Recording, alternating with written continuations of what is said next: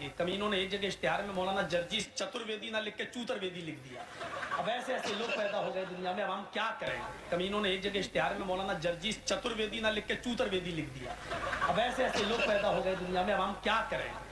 इसलिए अब अतुर्वेदी चतुर्वेदी का लफ्ज काटिए इश्तिहारों से, मत लगाइए। सिर्फ मौलाना, अब आप लोग भी एक गलत कर, जर्जीस आलम, जर्जी, मेरा नाम जर्जीस आलम नहीं है। गुस्सा आता है जब जर्जीस आलम देख लेता हूं इश्तिहार में, लगता मैं हूं ही नहीं जर्जीस आलम, भाग जाऊंगा। मेरा नाम जर्जीस आलम नहीं है, मेरा नाम तकरीर है, नेट पर मौजूद है, कोई हवाई बात नहीं कर रहा हूँ। इंटरनेट पर जाइए आप, मेरे नाम से सर्च कीजिए, तकरीर आ जाएगी। 4 घंटे 50 मिनट की तकरीर। कितने देर की? 4 घंटे 50 मिनट।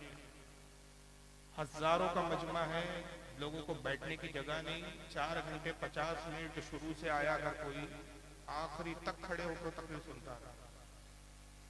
और वो मजमे की कसरत, एक माहौल, मैं बोलता रहा, मुझे खुद एहसास नहीं हुआ। जब तकरीर खत्म की तो हमारे कैमरामैन है, मतलब अल्लाह उनको सलामत रखे, जनाब शकील भाई, दीन इस्लाम चैनल चलाते हैं। ये उस वक्त की बात कर रहा हूँ मैं कि ये सोशल वाले, सोशल मीडिया के चैनल नहीं होते थे। कभी आज भी जो चैनल है, बम्बई की जमीन पर 7,000 घरों में केबल लगे हुए थे। जब वो केबल का दौर था, केबल पे जाता था तो कैमरे में टाइमिंग आता है, टाइम बताता है कैमरे में कि कितनी देर रिकॉर्डिंग है। वो मेरे पास आए जब सलातो सलाम के बाद मुसाफा करके मैं थोड़ा मजमे से हटा, तो कहा कि कितनी देर बोले। मैंने कहा मेरे ख्याल से 3 घंटा बोला। बोले जनाब 3 घंटा नहीं, 4 घंटे 50 मिनट आपकी तकरीर। मैं कहा यार मुझे तो पता ही नहीं चला, 4 घंटे 50 मिनट में कैसे बोल सकता हूँ। बोले आपने बोला। और फिर लोग बताने लगे कि हाँ जनाब आपने इतनी देर तकरीर की है। और जब वो इंटरनेट पर अपलोड हुई तो फिर मुझे दिखा कि अरे वाकई 4 घंटे 50 मिनट बोला। तो मुझे खुद आज तक हैरानी है कि इतने देर में बोला और मुझे एहसास भी नहीं हुआ। और मुझे उन लोगों का मतलब एहसानमंद होना चाहिए, बल्कि उनके लिए दुआ गो हूँ कि वो, मैं तो खैर बैठ के बोल रहा था, माइक पे बोल रहा था, अच्छा माइक था, बोलने में एहसास नहीं हो रहा था। जो अगर उसमें 4 घंटे 50 मिनट पड़ा था, जिसको जगह नहीं मिली, तो उसके जज्बे की दाद देना चाहिए कि इतने घंटे तकरीर। क्योंकि हमारे यहाँ तकरीर सुनने का मिजाज है और बहुत इल्मी तकरीर सुनते हैं। कल मैं यहाँ से भी सुबह निकलूंगा, परसों मेरा हैदराबाद में बयान है। और आपको मालूम है टॉपिक क्या दिया गया? पहले से टॉपिक दिए जाते हैं हमारे यहाँ, उन्वान और मौजू पर ही तकरीर करनी होती है हमारे यहाँ। इस तरह नहीं होता कि कहीं कुछ सुना रहे, कभी किधर किधर किधर भागे जा रहे हैं आप। यहाँ के फिर थोड़ा सा अंदाज मुझे भी अपना बदलना पड़ता है। लेकिन हमारे अपने इलाकों में, महाराष्ट्र में, मैं महाराष्ट्र का रहने वाला हूँ, आबाई वतन, पैदाइशी वतन मेरा महाराष्ट्र ही है। महाराष्ट्र में अगर आप चले जाएं, हैदराबाद, कर्नाटक, तेलंगाना, इधर के इलाके में आप चले जाएं, अच्छी उर्दू बोली जाती है, पढ़ी जाती है, समझी जाती है, मौजू पर तकरीर की जाती है। परसों के दिन जो मुझे टॉपिक दिया गया है वो है रसूलुल्लाह एज ए डॉक्टर। एक कॉन्फ्रेंस है जिसमें डॉक्टर आएंगे, डॉक्टरों को इनवाइट किया गया है कि उसमें ये बताना है कि आज मॉडर्न साइंस और मॉडर्न मेडिकल साइंस जिन बातों का एतराफ कर रही है, 1400 साल पहले हमारे नबियों सब बता चुके हैं। बीमारियों के इलाज बता चुके हैं हमारे नबी करीम सल्लल्लाहु अलैहि वसल्लम। बीमारियां किन सबब से होती है, क्या इलाज है उसके, तिब्बे नबवी एक शोबा है बाकायदा हदीस की किताबों में। ये ऐसे ऐसे टॉपिकों पर रसूलुल्लाह एज ए इंजीनियर, इस पर मेरा एक मरतबा हो चुका है। फिर रसूलुल्लाह ने इंजीनियरिंग के हवाले से क्या बातें की है। लेकिन आपके यहाँ ये सब गुफ्तगू सुनने का मिजाज ही नहीं मुझे नजर आता। बखुदा यहाँ से मैं इस बुनियाद पर आता हूँ, जो लोग हजरात बुलाते हैं उनमें वो लोग होते हैं ज्यादातर, मैंने देखा। आज मैं यहाँ आया तो पता चला कि ये जलसा रखने वाले 5 भाई हैं, पंजतन की निस्बत। हालांकि उनके नाम भी थोड़े मुझे दुश्वार लगे तो याद भी नहीं होता है पूछने के बावजूद। तो मैं उनसे माजरत चाहता हूँ कि मैं उनके नाम नहीं ले पा रहा हूँ। लेकिन आप तो बाखूबी जानते हैं कि 5 भाई कौन है जिन्होंने आज इस जलसे का एहतमाम किया। ये मुझे इंटरनेट पर सुनते हैं, ये और भी दीगर ऐसे उलमा को सुनते हैं कि जो दलाइल की रोशनी में गुफ्तगू करते हैं। अब चूंकि ये बाहर जाते हैं, बाहर इन्होंने वक्त गुजारा है, क्योंकि वहाँ का मिजाज मालूम है, तो थोड़ा बहुत इनमें भी मिजाज आ गया है। तकरीर होती क्या है? तकरीर इल्म के तबादले का नाम है, मजा मस्ती, थोड़ा सा एंटरटेनमेंट, इसका नाम नहीं है। जलसे का मकसद क्या होता है? जलसे के 2 मकसद बुनियादी होते हैं। एक इस्लाह अमाल और दूसरा इस्लाह अकायद। हमारे अकीदे की भी इस्लाह हो जाए, हमारे अमाल की भी इस्लाह हो जाए, और हम अपने दीन के बारे में जाने कि हमारा दीन हमें क्या तालीम देता है, क्या हमसे तकाजा करता है। हम दुनिया में बहैसियत इंसान और बहैसियत मुसलमान आए हैं, तो अल्लाह ताला हमसे क्या चाहता है और आखिरत में हमें किन बातों का जवाब दे होना, यह हमारा मकसद होता है जलसों का। ये नहीं कि सिर्फ रात गुजार लिए, दूसरे दिन बहुत अच्छा जलसा हुआ, मजा आ गया, हासिल क्या हुआ, कुछ भी नहीं, पता क्या चला, कुछ भी नहीं, नील बटे सन्नाटा। ऐसे जलसे कोई काम की नहीं होती। तो खुदा के वास्ते अपने मिजाज को आप बदलिए, और इसलिए नहीं कि आप नहीं बदलेंगे, जमाना बहुत बदल चुका है। आप वही के वही मिट्टी के पेड़ की तरह रहिए, लेकिन जमाना बदल चुका है। आपके खिलाफ जमाने में क्या साजिशें हो रही है आपको कुछ पता ही नहीं। आप शुतुरमुर्ग की जिंदगी गुजार रहे हैं कि रेत में सर डाला हुआ है, तो आप समझ रहे हैं कि हम महफूज हैं।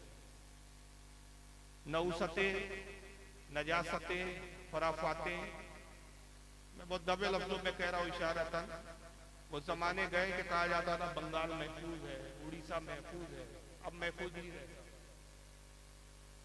पिछली मरतबा आपको खुद मालूम है उड़ीसा में कटक में हुआ था दंगा, बताया गया है कि तारीख में उससे पहले कभी वहां कोई दंगा सुना नहीं गया, मगर अब दंगा हुआ। आज बंगाल खतरे में है।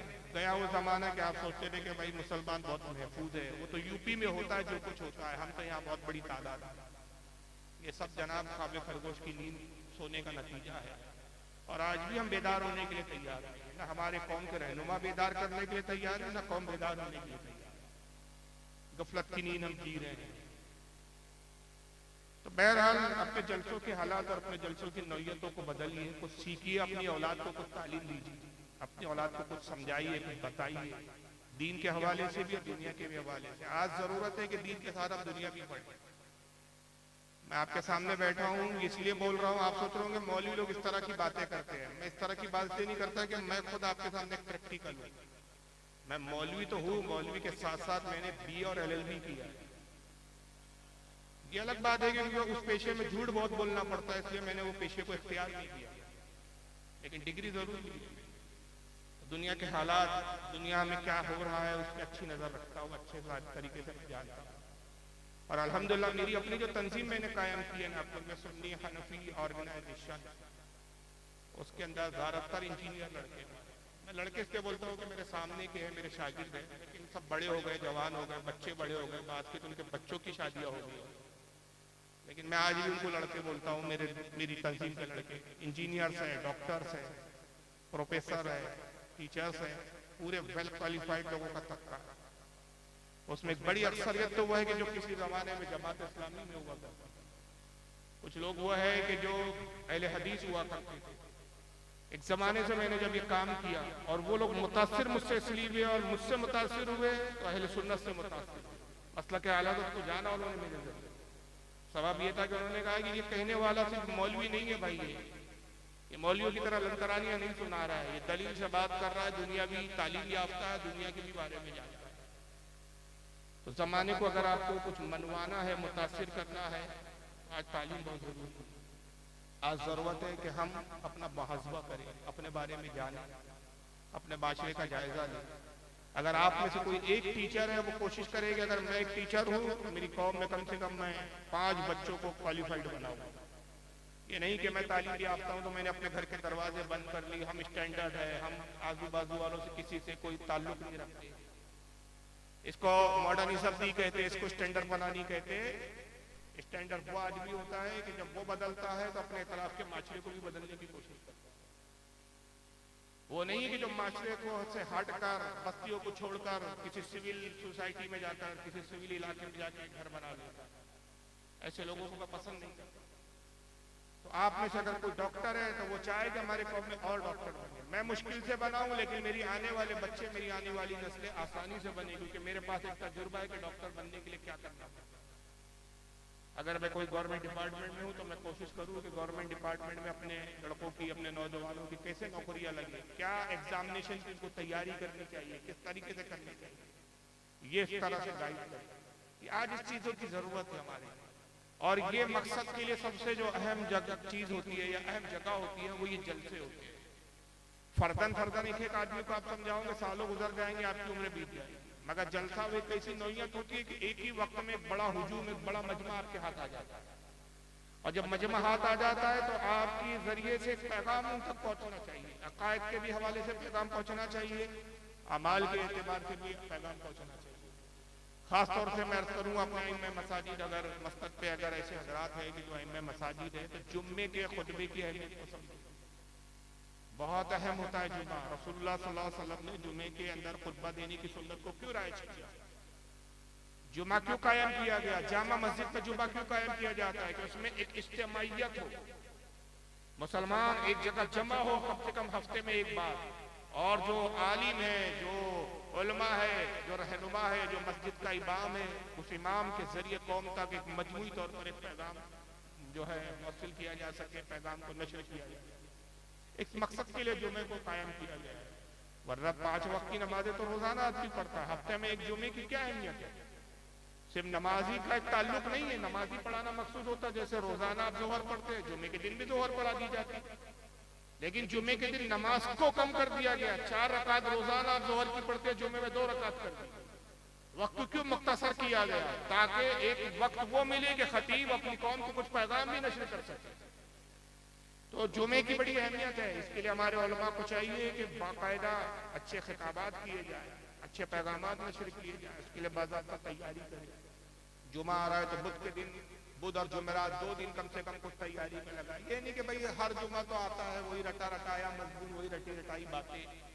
जमाना क्या चल रहा है, चाल हम बातें क्या कर रहे हैं, हम सुना रहे हैं अफसाना, और जमाना जो है साजिशें कर रहा है, हमको पता ही नहीं क्या हो रहा है। या दूसरे लफ्जों में मैं ये कहूँ कि मर्ज कुछ और है और हम दवा कुछ और दे रहे हैं। तो मर्ज तो अपनी जगह बढ़ता रहेगा, नासूर बन जाएगा। जो मर्ज है उसी की दवा की जरूरत है। जब अकायद की बात हो तो हम अकायद की भी बात करें, जब अमाल की बात हो तो अमाल की बात करें, और जब सियासत की बात हो तो सियासत की भी हम बात करें। इसी को इकबाल ने कहा था कि सबक पढ़ सियासत का, अदालत का, शुजाअत का, काम लिया जाएगा तुझसे दुनिया की इमामत का। कौम मुस्लिम दुनिया में इमामत के लिए आए, हम गुलाम बनने के लिए नहीं आए, हम दूसरों पे बोझ बनने के लिए नहीं आए। एक जुमला मुझे बोझ लफ्ज़ से याद आ गया, और ये जुमला मैं अक्सर अपनी तकारीरों में कहता हूँ, और ये जुमला मुझे बहुत पसंद है, और इस पर मैंने खुद एक मरतबा अपने इलाके में मिशकात का मैं तकरीबन मैंने 3-4 साल दर्ज दिया है अपने इलाके में। तो एक मरतबा जब ये जुमला आ गया था दर्ज के दौरान में, तो मैंने सिर्फ इसी जुमले की इफादियत पर, जो आला हज़रत फाजिल बरेलवी का जुमला, मैंने तकरीबन 1.5 घंटे का खिताब किया था। एक छोटा सा जुमला, लेकिन उस पर 1.5 घंटा मुझे खिताब करना पड़ा था। और जुमला क्या था, अगर आप जुमले की अहमियत को समझ ले तो खुदा की कसम आप अपनी जिंदगी की अहमियत को समझ लोगे। जुमला ये अलग फरमाते हैं कि वजनी बनो बोझ मत बनो। क्या समझा, वजनी बनो बोझ मत बनो, ये आला हज़रत फाजिल बरेलवी का जुमला। ये पूरी जिंदगी का एक फलसफा है इसके अंदर। पूरी जिंदगी का अल्लाह है हमारे जुमले में पोशीदा कर दिया है कि इंसान जब बोझ बन जाता है तो अपने माशरे पर बोझ होता है, अपने घर वालों पर बोझ होता है, अपने खानदान पर बोझ होता है। और वजनी बनना क्या होता है कि आप जिस अपने शोबे में हैं, जिस फील्ड में हैं, जिस शोबे से आप ताल्लुक रखते हैं, उसके शोबे में आप इतनी मेहनत करो, इतने माहिर बन जाओ, इतने माहिर बन जाओ, इतने वजनी बन जाओ कि दुनिया उस फन के लिए आपकी तरफ राग़िब होने पर आपकी तरफ आने के लिए मजबूर हो जाए। अगर आप डॉक्टर बनो तो इतने वजनी डॉक्टर बनो, दुनिया एक कह उठे, आपका दुश्मन कहने पर मजबूर हो जाए कि भाई ये ऐसे डॉक्टर है कि अगर इस बीमारी का कोई इलाज कर सकता तो यही डॉक्टर। अगर आप एक मैकेनिक भी बनते हैं, याद रखिए इस्लामी पॉइंट ऑफ व्यू से, इस्लामी नजरिए से कोई भी कारोबार, कोई भी जरिया छोटा बड़ा नहीं है। शर्त सिर्फ एक इस्लाम लगाता है कि रिस्क हलाल होना चाहिए। ये दुनिया ये एतबार से हम समझते हैं कि ये कारोबार छोटा है, ये कारोबार बड़ा है। इस्लाम इसकी तकसीम नहीं करता। इस्लाम का नजरिया ये है कि जो रिस्क हलाल जिस जरिए से कमाया जाए और रिस्क हलाल हो, वो अल्लाह के नजदीक पसंदीदा पेशा है। और अगर कोई काम दुनियावी एतबार से कितना ही बड़ा समझा जाता हो, लेकिन उसमें जो आमदनी आ रही है, जो जरिया है कमाई का, अगर वो हराम है तो फिर अल्लाह रसूल के नजदीक को पसंदीदा नहीं है। अगरचे दुनिया उस जो है पेशे को और उस कारोबार को बड़ी इज्जत से देखती है। कारोबार, बिजनेस, धंधा वही अल्लाह रसूल के नजदीक मकबूल और पसंदीदा है जिसके अंदर रिस्क हलाल आपको जिससे हासिल होगा। तो अगर आप एक मैकेनिक है छोटे से, ऐसे अहम मैकेनिक बन जाओ, उस फन में इतनी महारत पैदा कर लो, इतने वजनी बन जाओ उस काम के अंदर कि दुनिया कहे कि साहब अगर इस गाड़ी को कोई सुधार सकता है तो अब्दुल्ला बिस्तरी ही सुधार सकता है। अपने आप को बदलो। आज ये लफ्ज अब्दुल्ला, ये सबसे मुबारक नाम है। अल्लाह के रसूल सल्लल्लाहु अलैहि वसल्लम ने इरशाद फरमाया, सही बुखारी की हदीस है, कि अल्लाह को सबसे ज्यादा दो नाम पसंद है। तमाम नामों में हजारों नाम है। एक फारूक, मेरा नाम फारूक है, हजरत के भी नाम है, आपके भी नाम है, सबके नाम है। यहाँ मुख्तलिफ नाम के लोग यहाँ बैठे हुए हैं, मगर अल्लाह रसूल के नजदीक, अल्लाह के नजदीक सबसे ज्यादा पसंदीदा नाम कौन सा है? आका फरमाते कि अल्लाह को दो नाम सबसे ज्यादा पसंद है, एक है अब्दुर्रहमान और एक है अब्दुल्ला। हुजूर के वालिद का नाम भी अब्दुल्ला। तो अब्दुल्ला अल्लाह को सबसे ज्यादा पसंद है। लेकिन आज इस हिंदुस्तान की सरजमीन पे देखिए, अब्दुल्ला नाम एक गाली बन के रह गया। आज ये नाम कैसे इस्तेमाल होता है? अब्दुल्ला पंचर बनाने वाला, अब्दुल्ला की चूड़ी टाइट करना है, अब्दुल्ला को दबा के रखना है। हम दबकर रहने वाली कौम नहीं है, हम वजनी कौम। वजनी बनना जरूरी है, बोझ नहीं बनना। चलिए बहरहाल चंद मैंने बातें अर्ज कर दी। अगर किसी को नागवार गुजरा हो तो मैं उससे माजरत चाहूंगा। तो दिल में था, मैंने अर्ज कर दिया कुछ इशारे और किनारे के अंदर कि आज अपने आप को बदलने की जरूरत है। दो बातें मैं अर्ज करके चला जाऊंगा। एक इस्लाह माशरा पे गुफ्तगू करना है और फिर कुछ अकीदे की बात आपको बताना है। जहां तक इस्लाह माशरा की बात है, इस्लाह अमाल की बात है, तो आज सबसे बड़ी जरूरत है कि हम अपने अमाल को सुधारने से पहले अल्लाह की बारगाह में तौबा करें। अब तक जो हमने बदअमालियां की है, आज अगर मुसलमान परेशान हैं, अगर आज मुसलमान पीस रहे हैं, ये हमारी बदअमालियों का। आप क्या सोच रहे होंगे कि भाई हमने तो कोई बदअमाली नहीं की, हम पे तो कोई जुल्म और तशद्दुद नहीं हो रहा। याद रखिए, एक जगह असर होता है तो उसके असरात दूसरी जगह भी मुरत्तब होते हैं। आका सल्लल्लाहु अलैहि वसल्लम ने मुसलमानों में इख्वत, मुसलमानों में भाईचारगी और मुसलमानों में एक दूसरे के दर्द को महसूस करने के लिए क्या इरशाद फरमाया। कितनी प्यारी मिसाल दी आका ने। दुनिया के किसी कायद ने कौम में यकजहती के लिए मिसाल नहीं पेश की जो हमारे आका सल्लल्लाहु अलैहि वसल्लम ने पेश किया। आका सल्लल्लाहु अलैहि वसल्लम ने इरशाद फरमाया, लोगों बताओ, अगर तुम्हारी एक आंख दुख रही हो तो क्या ऐसा हो सकता है कि दूसरी आंख सो जाए? बताइए, ऐसा हो सकता है? आपकी आंख दुख रही है तो आप इस आंख से कहें कि चलो ये दुख रही है, इसको जागने दो, तकलीफ में रहने दो, तू तो सो जा भाई, और ये आंख बंद करके आप सो जाए, ये आपको आराम मिले। जब इस आंख में दर्द हो तो ये आंख भी बेचैन हो जाती है, ये आंख भी सो नहीं पाती। साहबा ने अर्ज किया, अल्लाह के नबी, अगर एक आंख में दर्द हो तो दूसरी आंख कैसे सो सकती है? इरशाद फरमाया कि तुम कौम मुस्लिम दो आंखों की तरह है। अगर माशरे के एक तबके में दर्द हो, जलन हो, तकलीफ हो, तो दूसरा तबका कैसे सो सकता है, कैसे इत्मीनान से रह सकता है? तो हमें ये नहीं देखना है कि आज हम पे कुछ जुल्म तशद्दुद नहीं है, दूसरे इलाका में हो रहा, हमारा इलाका तो महफूज है। नहीं, फिर हम कैसे मुसलमान हैं कि उनके दर्द और तकलीफ को महसूस नहीं कर रहे? अगर दर्द वहां है तो तकलीफ यहाँ भी महसूस होनी चाहिए, और जब यहाँ तकलीफ महसूस होंगी तो हम यहाँ की भी इस्लाह करने की कोशिश करेंगे, वहां की भी इस्लाह करने की कोशिश करेंगे। आज जरूरत है कि हम अपनी बदअमालियों से तौबा करें। आज हम गफलत की नींदों में वक्त गुजार रहे हैं, हम गफलत की जिंदगी गुजार रहे हैं। हालांकि कुरान अजीम हमसे क्या मुतालबा करता है, रब तबारक व तआला का क्या हुक्म है हमारे लिए। सूरह तहरीम में 12 नंबर 28 है। यही आयत करीमा मैंने खुतबे में पढ़ी, इसको अपना मौजू बनाया। आयत नंबर 8 सूरह तहरीम 12 नंबर 28। रब कदीर इरशाद फरमाता है, या अय्युहल्लज़ीना आमनू तूबू इलल्लाह, ऐ ईमान वालों, खिताब भी ईमान वालों से कि ईमान लाने के बाद भी गुनाह हो सकते हैं। जरूरी नहीं है कि ईमान लाने के बाद आप इतने पाक साफ हो जाए, इतने दूध के धुले हो जाए कि आपसे कोई गुनाह सरजर। गुनाह हो सकते हैं। अब जब गुनाह हो जाए तो क्या करो? अल्लाह फरमाता है, अल्लाह की तरफ, अल्लाह की बारगाह में तौबा करो, अल्लाह की बारगाह में झुक जाओ, अल्लाह की बारगाह में तौबा करो। और कैसी तौबा करो? तौबतन नसूहा, ऐसी तौबा कि फिर उसके बाद उस गुनाह की तरफ लौटना ना। तौबा के माना क्या होते हैं? तौबा के लफ्जी लुग़वी माना ये होते हैं, लौट जाना, पलट आना, वापस हो जाना। वो तौबा नहीं कहे तौबा कहलाती कि हम रोजाना रस्मी तौर पर जाते हैं और कान पकड़ते हैं। हम हर नमाज पढ़ते हैं, अगर तो नमाज के बाद हाथ उठाते और कहते हैं अल्लाह जो भी गुनाह हुआ हमें माफ कर दे, और उसके बाद फिर वही बाहर निकल के वही गुनाह शुरू कर देते। शरीयत के एतबार से ये तौबा नहीं, बल्कि एक तरह से दीन से मजाक है, ये खुद अपने आप से मजाक है। तौबा के मायने यही होते कि इसी तौबा तौबा उसे कहते लौट आना। जब उस काम को आपने रुजू कर लिया, छोड़ दिया, तो उस काम की तरफ दोबारा फिर आपको लौट के नहीं जाना।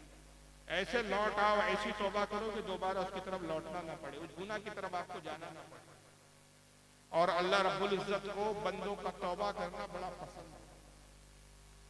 एक हदीस कुदसी में आता है, आका फरमाते हैं कि अल्लाह जब बंदा तौबा करता है, अल्लाह बंदे की तौबा को इतना पसंद फरमाता है, इतना पसंद फरमाता है कि इरशाद रब्बानी होता है कि अल्लाह फरमाता है, लोगों अगर तुम तौबा करना छोड़ दो मेरी बारगाह में तो मैं कादिर हूं कि तुम्हें फना कर दूं और एक ऐसी कौम ले आऊं कि जो गुनाह करने के बाद भी मेरी बारगाह में तौबा करे। तो अल्लाह को तौबा बहुत पसंद है। यही वजह है कि पूरी कायनात में एक ही वाहिद ऐसी जात है, इंसानों में फरिश्ते मासूम है, फरिश्ते गुनाहों से पाक है, अंबिया गुनाहों से पाक है। रसूलुल्लाह सल्लल्लाहु अलैहि वसल्लम की एक ऐसी जात है कि पूरी जिंदगी कभी आपने एक गुनाह भी नहीं, आपसे एक लर्जिश खता भी सरदर्द नहीं। नबी पाक सल्लल्लाहु अलैहि वसल्लम से बढ़कर कौन मासूम अनिल खता हो सकता है, कौन गुनाहों से पाक हो सकता है हुजूर के अलावा। मगर उसके बावजूद सही बुखारी की हदीस है, आका सल्लल्लाहु अलैहि वसल्लम इरशाद फरमाते हैं कि ऐ लोगों, मैं रोजाना अपने रब की बारगाह में 70 मरतबा या 72 मरतबा इस्तगफार करता हूं। इस्तगफार यानी तौबा। मैं रोजाना 70 मरतबा अपने रब की बारगाह में तौबा करता हूं। हालांकि आप गुनाहों से पाक है, तो ये 70 मरतबा 72 मरतबा आप तौबा क्यों करते थे आका सल्लल्लाहु अलैहि वसल्लम? इसलिए नहीं कि माज़अल्लाह नबी से कुछ गुनाह सरजद हो जाते, सिर्फ महज इसलिए कि बंदों को तौबा करने का तरीका आ जाए और तौबा करना रसूलुल्लाह की सुन्नत है। अब तौबा कर रहा है तो गुनाह भी माफ हो रहे, साथ में रसूलुल्लाह की सुन्नत की अदायगी का भी इसको सवाब है। हालांकि आका सल्लल्लाहु अलैहि वसल्लम गुनाहों से पाक, सरकार से जर्रा बराबर भी लर्जिश नहीं हुई। इमाम आजम अबू हनीफा रज़ियल्लाहु ताला अन्हु अपनी किताब अल-फ़िक़्ह अल-अकबर में फरमाते, जो अक़ायद के ताल्लुक से है, इमाम ताहवी ने इसको शरह क़िदुत ताविया में लिखा। जितने अक़ायद की किताब आप देख लो, हर किताब में ये कौल आपको नजर आएगा कि अंबिया इकराम, नबी जो होते हैं, अंबिया होते हैं, ऐलान नबुव्वत से पहले भी गुनाहों से पाक होते हैं, ऐलान नबुव्वत के बाद भी पाक होते हैं, उससे पहले भी होते हैं, और गुनाह सगायर से भी पाक होते हैं, गुनाह कबायर से भी, यानी मामूली से भी गुनाह नहीं होता। बल्कि इमाम तावी फरमाते कि खिलाफ औला भी फेल अंबिया से सरजद नहीं होता। खिलाफ औला यानी बेहतर के खिलाफ ऐसा काम भी नहीं करते अंबिया जो बेहतर के खिलाफ हो, यानी गुनाह ना हो लेकिन बेहतर ना हो, ऐसा भी काम नहीं करते। नबी का हर काम बेहतरीन हुआ, उनके काम में कोई नक्स नहीं होता, उनके काम में कोई ऐब और कमी नहीं होती। आका फरमाते हैं कि मैं 70 मरतबा तौबा करता हूं रोजाना। ऐ लोगों, तुम भी अपने रब की बारगाह में तौबा किया। तो आज जरूरत है कि हम तौबा करें। आज जिस जात और शख्सियत के नामे नामी इसमें गिरामी से मजलिस मंसूब है, उनका खुद क्या आलम है। अक्सर जलसों में हम उनकी करामतें सुनते हैं उलमा की ज़बान, मगर हर वली की, हर बुजुर्ग की दो हैसियतें होती है। एक ये कि बंदों के दरमियान में जब वो होता है, अपने मकाम और मर्तबे का जब इजहार करता है, तो वो तब करता है जब हुक्म इलाही होता है। मगर जब वो गोशा नशीन होता है, तन्हाई में होता है, तो वो खता न करने के बावजूद भी अपनी खताओं पर अल्लाह की बारगाह में इस्तग़फ़ार और तौबा करता है। इस ताल्लुक से मैं एक बड़ी जात का हवाला दे रहा हूँ, जिनके नाम से ये आज की कॉन्फ्रेंस मंसूब है। किस नाम से कॉन्फ्रेंस मंसूब है आप सब अच्छी तरह से जानते हैं। सरकार गौसुल वरा गौसे आजम रज़ियल्लाहु ताला अन्हु के नाम से आज की कॉन्फ्रेंस मंसूब है। हज़रत शेख सादी शिराजी रहमतुल्लाह ताला अलैह अपनी किताब गुलिस्तान के अंदर नक़ल फरमाते हैं कि हज़रत अली हैतमी एक बहुत बड़े वली और बुजुर्ग गुजरे सरकार गौसे आजम के मुरीदों में। वो फरमाते हैं कि एक मरतबा मैं उम्रे के लिए गया, ठंडी के दिन थे, सर्दी के दिन थे, और अरब में जिस कदर गर्मी पड़ती है उसी कदर सर्दी भी होती है, ठंडी भी होती है, क्योंकि रेत की तासीर होती है कि जल्दी गर्म भी होती है और जल्दी ठंडी भी हो जाती है, और फिर रेत उस ठंडक को फैला देती है। जिस तरह गर्मी रेत से फैलती है उसी तरह ठंडी भी फैलती है। बड़ी शदीद ठंडी के दिन थे और लोग खाने काबा में आके उस ठंड के मौके पर भी तवाफ करते, रात रात भर तवाफ करते, रात रात भर इबादत करते, और वो इबादत गुजारों का दौर था। हज़रत अली हैतमी, शेख अली हैतमी फरमाते कि मेरी बड़ी तमन्ना थी कि मैं खाने काबा में ऐसी इबादत करूं कि काबतुल्लाह में मेरे अलावा कोई ना हो। तो मैं खाने काबा में रात में दाखिल होता, नमाज इशा के बाद ताखीर से आधी रात के करीब देखता तो खाने काबा में कुछ ना कुछ लोग होते, उतनी सर्द रात में भी लोग इबादत में मशगूल होते। तो वो अर्ज करते हैं कि परवरदिगार, मैं सिर्फ एक मौका ऐसा चाहता हूँ कि खाने काबा में से मैं रहूं और तेरी जात और मैं तेरी बारगाह में तन्हाई में मुनाजात करूं। मैं तन्हाई में तेरी बारगाह में कुछ इल्तिजाएं, कुछ गुजारिशात अर्ज करूं। ऐ खालिक के कायनात, एक ऐसा मौका फराम कर दे कि मेरे अलावा काबतुल्लाह में कोई नहीं। ये रोज दुआ करते मगर फरमाते कि मैं रोज जाता, कोई ना कोई काबतुल्लाह में मौजूद होता, काबा कभी खाली नहीं होता। तो मुझे बड़ी मायूसी होती, फिर मैं कुछ रकाते पढ़ता और मायूस लौट आता। कहते कि एक रात बड़ी सख्त सर्दी थी, जबरदस्त कड़ाके की ठंड पड़ रही थी, लोग लिहाफों और गिलाफों में दुबके पड़े हुए थे। कहते कि इस सर्द रात को जब मैंने देखा कि इस कदर ठंडी है कि कुछ हाथ को हाथ सुझाई नहीं दे रहा है, हर तरफ अब्र छाया हुआ है, जिसको आप अपनी जबान में क्या कहते हैं, क्या बोलते हैं, बादल नहीं, शबनम नहीं, वो सुबह सुबह जो कोहरा, पूरा कोहरा ही कोहरा है हर तरफ। इस ओस या कोहरा जो होता है दिखाई नहीं देता। आपके यहाँ तो बहुत ओस पड़ती है, हमारे महाराष्ट्र में ठंडी नहीं होती। तो बहुत ओस थी, बहुत कोहरा था। तो कहते कि मैंने अंदाजा लगा लिया कि इतनी सर्द रात तो आज कोई काबतुल्लाह में नहीं आया। आज अल्लाह ने वो मौका दे दिया है, चलो इस सर्द रात को, इस ठंड को मैं बर्दाश्त कर लूंगा, मगर आज वो मेरी तमन्ना पूरी होगी कि मैं काबतुल्लाह में जाके तन्हा इबादत करूंगा। फरमाते कि मैं गया, काबतुल्लाह के अंदर दाखिल हुआ तो देखा वाकई पूरा खाना काबा खाली, पूरे काबतुल्लाह में कोई नहीं था। मैं खुश हो गया कि परवरदिगार ने मेरी दुआ को कबूल फरमा लिया। आज वो मौका मुझे फराम किया गया कि काबतुल्लाह में मेरे अलावा कोई नहीं। बड़े खुशी खुशी काबतुल्लाह के करीब आए, और जब हजरत अस्वद के करीब आए और अभी इरादा करते थे कि बस नमाज की नियत बांधूं और मैं फिर रब की बारगाह में सजदा रेज़ हो जाऊं, इबादत करूं, कहते कि तभी मुझे किसी के रोने की आवाज आई। कोई रो रहा था और रोते हुए कह रहा था, परवरदिगार आलम, कयामत के दिन मुझे नाबीना उठा। ऐ खालिक के कायनात, मैं तुझसे कुछ नहीं चाहता, बेशक जो भी मैंने इल्तिजाएं की, जब भी तुझसे मैंने तलब किया, तूने मेरी दुआओं को कभी रद्द नहीं किया, मेरी हर दुआ को तूने कबूल किया। बस तेरा ये बंदा एक आखिरी ये दुआ करता है जो सबसे अहम है, इस बंदे के लिए दुआ है, तेरी बारगाह में अर्ज करता है कि परवरदिगार, कयामत के दिन मुझे नाबीना अंधा उठाना, मुझे बीना ना उठाना, आंखों वाला ना उठाना। हजरत अली हैदरी कहते हैं मुझे बड़ी हैरानी हुई, कैसी अजीबो गरीब दुआ, ये कौन शख्स है जो मुझसे पहले काबतुल्लाह में आ गया। यकीनन ये मुझसे पहले इस सर्द रात में काबा में है, यकीनन ये मुझसे ज्यादा मकबूल बंदा है, मगर अगर ये मकबूल है तो इस तरह की अजीबो गरीब दुआ क्यों कर रहा है। फरमाते मैंने उस आवाज का पीछा किया, देखा तो वो गिलाफे काबा के पीछे से आवाज आ रही थी। मालूम हो रहा था उस शख्स ने सर्दी से बचने के लिए गिलाफे काबा को अपने इर्द गिर्द लपेट लिया। गिलाफे काबा में लिखते हुए रो रो के दुआ कर रहा था। अली हतमी कहते हैं कि इस अजीब व गरीब दुआ को देखकर अब मुझे इश्तियाक हुआ कि मैं इंतजार करूं और शख्स को देखूं कि आखिर ये दुआ करने वाला शख्स कौन है। इस अजीब व गरीब दुआ में क्या हिकमत है, क्यों ये नाबीना उठना चाहता है, जबकि हकीकत ये है कि हदीस पाक में आता है कि आका सल्लल्लाहु अलैहि वसल्लम इरशाद फरमाते हैं कि अल्लाह ताला दुनिया में जिसको नाबीना पैदा करता है, अंधा पैदा करता है, कयामत के दिन सबसे पहले अल्लाह का दीदार जिसे होगा उन नाबीनाओं को होगा, और इन्हें रोजाना दूसरे बंदों के मुकाबले में 70 दर्जे ज्यादा, 70 मर्तबा ज्यादा अल्लाह का दीदार होगा। ये इनाम है कि तुमने दुनिया में कुछ नहीं देखा, दुनिया की रौनकों को तुमने नहीं देखा, दुनिया में तुमने नाबीना होने पे सब्र और शुक्र किया, आज उसका इनाम यह है कि आज अपने रब का दीदार होगा। ये हदीस पाक में, तो कोई वहां अंधा होगा ही नहीं कयामत के दिन। जितने जन्नती मोमिन मुसलमान होंगे, अगर यहाँ दुनिया में नाबीना थे वहां बीना हो जाएंगे, आंखों वाले हो जाएंगे। ये कैसी दुआ है कि मुझे नाबीना उठाना। कहते मुझे इश्तियाक हुआ कि मैं देखूं, मैं इंतजार करता रहा, यहाँ तक कि बहुत देर तक वो शख्स दुआ यही करता रहा, यही रो के गिड़गिड़ाता रहा, मौला कयामत के दिन मुझे नाबीना उठाना। और उसके बाद जब फजर का वक्त करीब था, सहरी का वक्त जब शुरू हुआ, तो उस शख्स ने गिलाफे काबा से जब अपने आप को हटाया और मेरी उसके चेहरे पे निगाह पड़ी तो मेरी चीख निकल गई कि वो दुआ करने वाला और कोई नहीं, शेख अब्दुल कादिर जिलानी सरकार गौसे आजम थे। जब इन्होंने सुना कदमों में गिर गए, दस्तबोसी की कदमों को बोसा दिया और कहा कि मेरे माँ बाप आप पर शेख का कुर्बान हो जाए। ऐसी अजीब गरीब दुआ। सरकार आप वही तो है ना जो बगदाद के मिंबर पे ऐलान करते हैं, कदमी हाजा रगबतीन अला कुल्li वलीउल्लाह, मेरा ये कदम तमाम औलिया अल्लाह की गर्दनों पर है। आप तमाम वलियों के सरदार और ताजदार बनकर तशरीफ लाए, और आलम यह है कि इस तरह की आप दुआ करते हैं।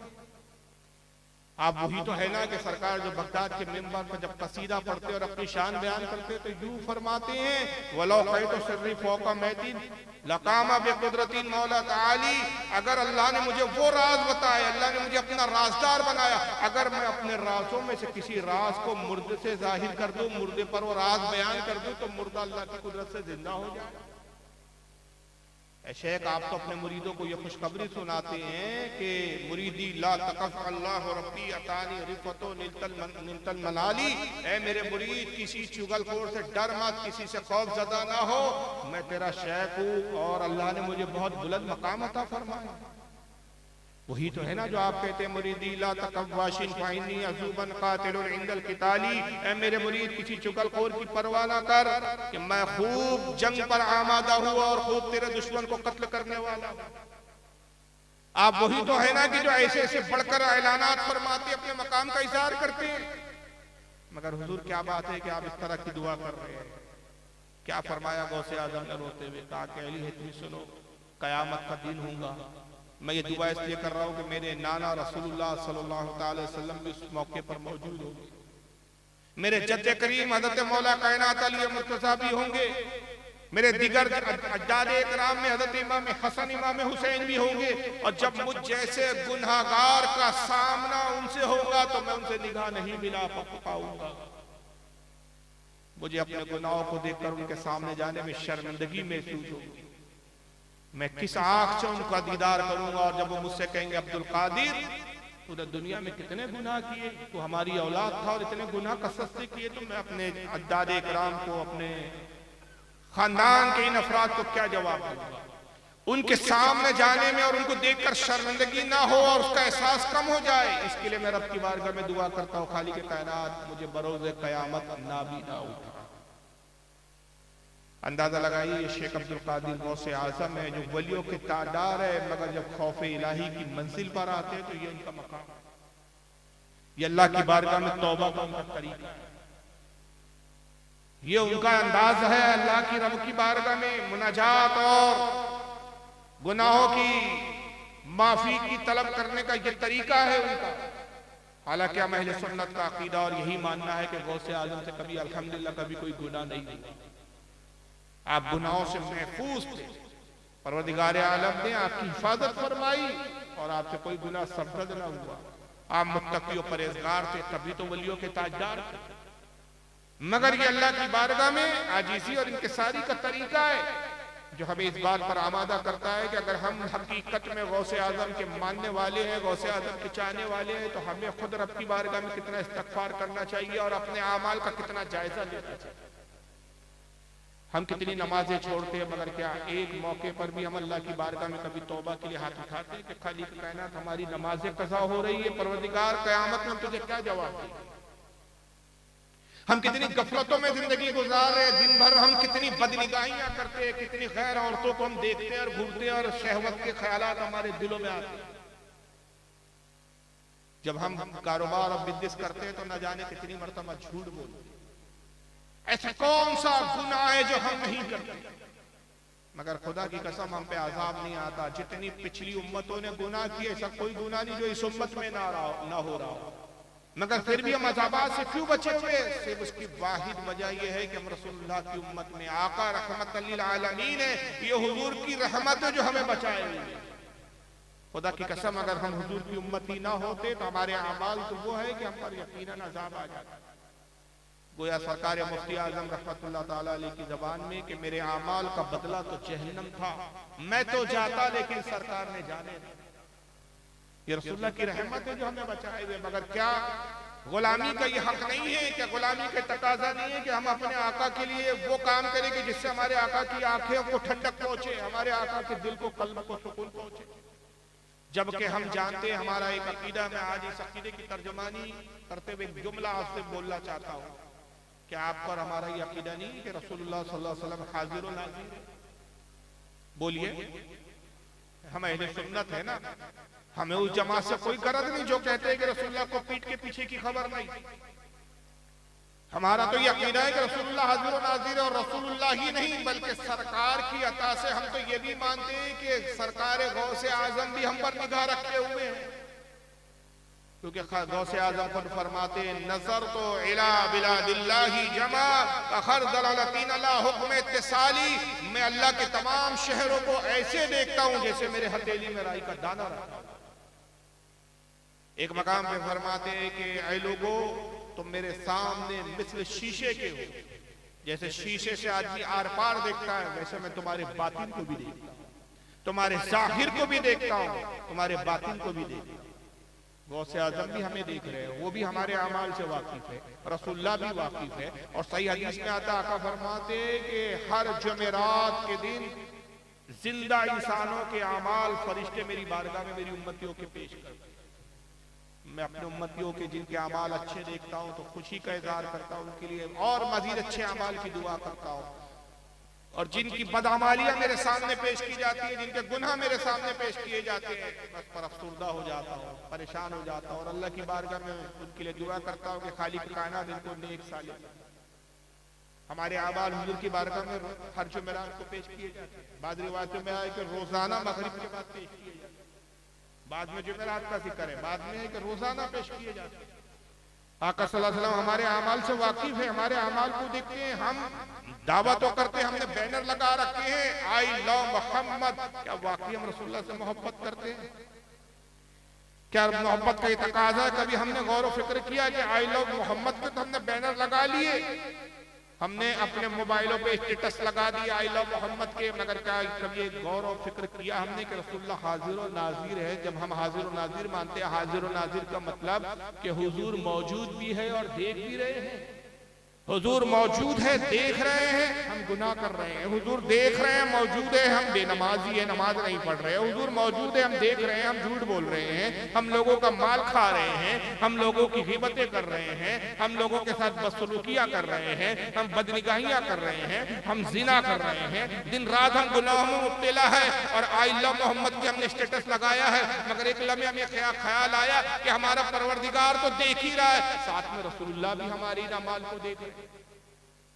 तो हुजूर पर क्या गुजर रही है? गौसे आजम भी देख रहे हैं, गौसे आजम पर क्या गुजर रही है?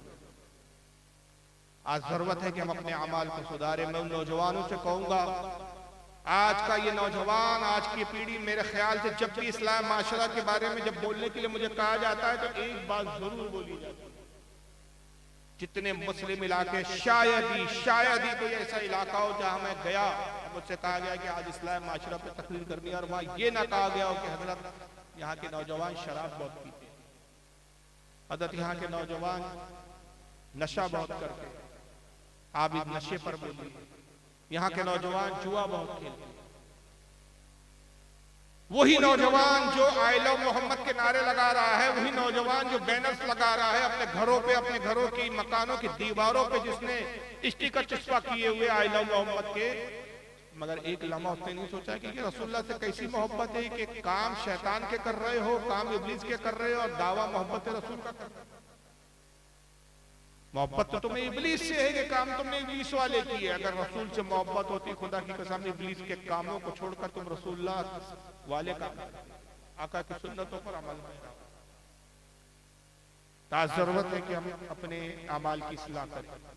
एक अमाल एक बुराई हो तो उस पर मैं कहूँ कि अगर माशरे में बेनमाजी हो तो हम नमाज पे तलकीन करें, माशरे में अगर कुछ लोग झूठ बोलते हो तब उस पर तलकीन करें, माशरे में कुछ बेईमान हो तो उनकी बेईमानी पर हम तबसरा करें, माशरे में अगर चंद लोग हो जो बदनिगाहियां करते हो तो उस पर तबसरा करें। पूरा माशरा ही सड़ चुका है, पूरा माशरा ही बुराइयों में मुलव्विस है। किस किस बुराई पर हम बात करें? गोया मौलाना रूम की जबान में पूरा जिस्म जख्मी हो चुका है, मैं मरहम रखूं तो कहाँ का रखूं? कोई एक जगह जख्म हो तो जहां मरहम रख के इलाज किया जाए। आज सरकार गौसे आजम का हम जश्न मना रहे हैं, किस मकसद से हम मना रहे हैं? सिर्फ इसलिए कि हम उनकी करामत सुने, सुभान अल्लाह बोले, नारे जोर से लगाए और खुश हो जाए कि हमने गौस पाक की मोहब्बत का हक कर दिया, हक अदा कर दिया। याद रखिए बुजुर्गान दीन के अगर ये जलसे नाम से मंसूब होते हैं, मुजाहिद मिल्लत का अगर तस्करा होता है, यहाँ पर हाफिज मिल्लत का तस्करा होता है, आला हज़रत फाज़िल बरेलवी का तस्करा होता है, ख्वाजा गरीब नवाज का तस्करा होता है, गौसे आजम का तस्करा होता है, अबू बकर सिद्दीक, हजरत उमर, हजरत अली, हजरत उस्मान, किसी भी सहाबी का तस्करा होता है, किसी भी बुजुर्ग की तरफ से नाम से जो है इजलास और कॉन्फ्रेंस मुनक्किद होती है, उसका मकसद सिर्फ वाहिद एक ही होता है, सिर्फ एक ही होता है, वो ये हम इनकी तालीमात को जाने और जिस तरह इन्होंने अल्लाह की फर्माबरदारी में जिंदगी गुजारी उसी तरह हम भी अल्लाह की फर्माबरदारी में जिंदगी गुजारने की कोशिश करें और जद्दोजहद, ये असल मकसद। लेकिन आज हमारा ये हाल है कि अमाल तो खराब है, तो कम से कम अकीदा ही बचा लेते हैं, मगर अकीदे में भी हमारे क्या हालात है, बेअमलिया तो है, मगर नजात का मदार तो सब जानते हैं कि अकायद है, अमाल पर सजा होगी। अगर ईमान और अकीदा सही लेकर चले गए दुनिया से, सजाओं के बाद जन्नत बहरहाल मिल जाएगी। ये अलग बात है कि सजा इतनी शदीद है कि वहां की एक दिन की भी सजा बर्दाश्त नहीं करता। अगर कोई समझता है कि नहीं साहब रसूलुल्लाह की शफाअत से तो हम बख्श दिए जाएंगे, फला बुजुर्ग की शफाअत से बख्श दिए जाएंगे, पीर साहब हमारी सिफारिश कर देंगे, पीर साहब बचा लेंगे, ठीक है, माना मैंने ये अकीदा है, इसका हम इनकार नहीं कर सकते। आका की हदीस हमारे पेशे नजर है, हदीस का इनकार गुमराहियत है। आका ने फरमाया शफाअती लिल कबाइर मिन उम्मती, मेरी शफाअत मेरी उम्मत के बड़े गुनाहगारों के लिए। मगर ये जानने की कोशिश की हमने कि शफाअत होंगी भी कब। बड़ी माजरत के साथ अर्ज करूंगा कि हमारे उलमा ने ये भी बताया कि शफाअत तो होगी, मगर कब होगी, किस सूरत में होगी, कैसे होगी।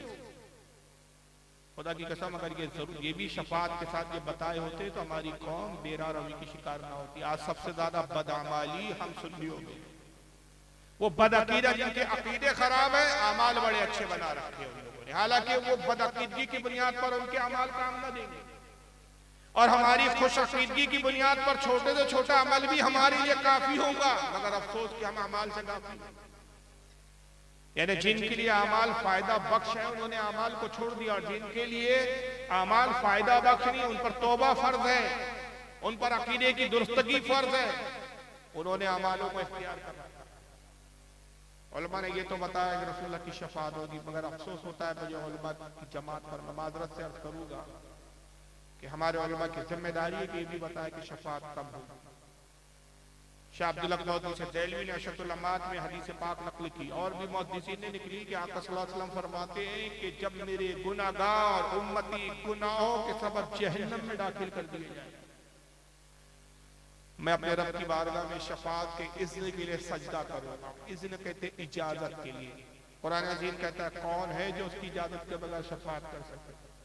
आयतुल कुर्सी के अंदर ये मफहूम मौजूद है, मंज़ल लज़ी यशफ़उ इंदहु इल्ला, कौन है मंज़ल लज़ी यशफ़उ इंदहु इल्ला बिइज़्निही, कौन है जो अल्लाह की बारगाह में उसकी इजाजत के बगैर शफाअत कर सके। शफाअत वही करेगा जिसको अल्लाह इजाजत दे। सबसे पहले इजाजत रसूलुल्लाह तलब करेंगे, बगैर इजाजत की शफाअत नहीं होगी। और आका कहते हैं कि मैं अल्लाह से इजाजत तलब करने के लिए सजदे में जाऊंगा और अर्ज करूंगा मौला मेरी उम्मत को मेरे हवाले, मौला मेरी उम्मत को बख्श दे, मौला मेरी उम्मत की शफाअत का इज़्न अता फरमा। आका फरमाते, अब दो रिवायतें शाह अब्दुल हक से देलवी रहमतुल्लाह अलैह ने लिखी कि हुजूर का ये सजदा, ये इज़्न तलब करने का ये टाइम ऑफ पीरियड, ये वक्त, एक रिवायत ये है कि 50,000 साल के बराबर होगा। कितना होगा? 50,000। और दूसरी रिवायत फरमाते हैं कि ये वक्त इतना तवील होगा कि जब से दुनिया बनी और जब कयामत आके खत्म होगी, जितना दुनिया का वक्त था उतना ही रसूलुल्लाह के वो सजदे का वक्त होगा। तो उतने दरमियान गुनाहगार कहां होंगे? जहन्नम। शफाअत हमेशगी की जहन्नम से बचाने के लिए, पूरी तरह ऐसा नहीं है कि बस ये हश्र का मैदान हुआ और फौरन शफाअत हो गई। बड़े तवील अरसे है, बड़ा तवील पीरियड है।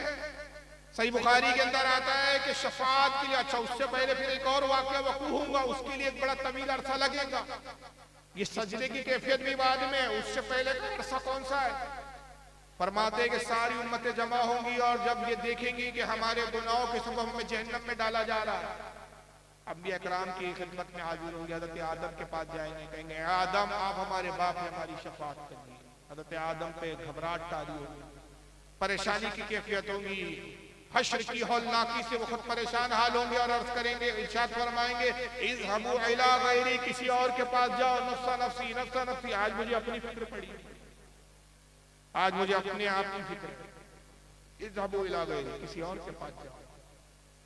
फिर कौम हजरत शीश के पास आएंगी, वो भी यही कहेंगे नफ्सा नफ्सी इज़हबू इला गैरी, किसी और के पास जाओ।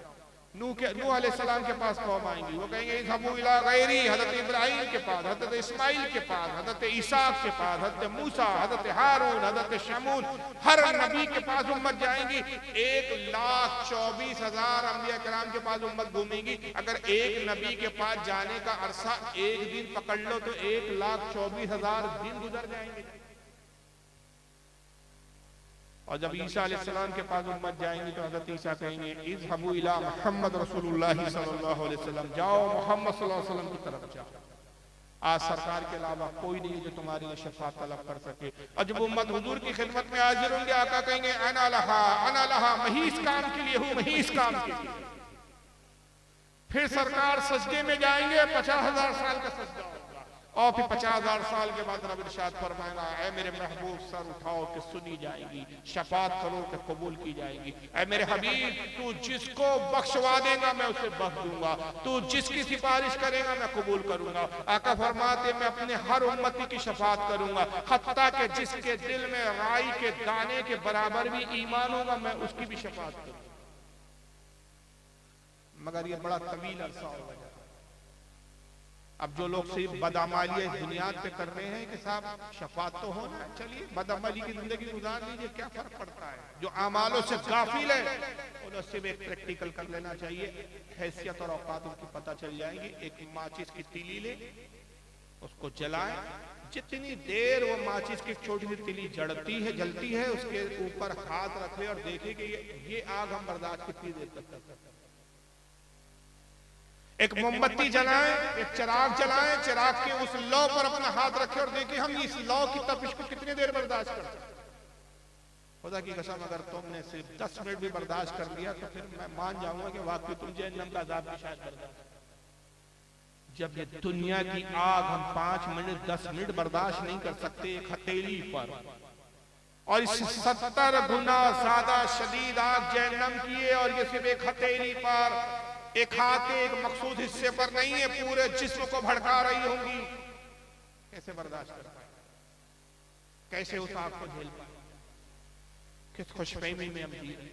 हमने बुजुर्गों का उर्स, बुजुर्गों का नाम सिर्फ मजा मस्ती के लिए इस्तेमाल किया, हमने उनसे जिंदगी से कुछ सीखना नहीं चाहते, उनकी जिंदगी से हम कुछ हासिल करना नहीं चाहते कि उन्होंने कैसी इबादतों में जिंदगी गुजारी, कैसी परहेजगारी की जिंदगी गुजारी है।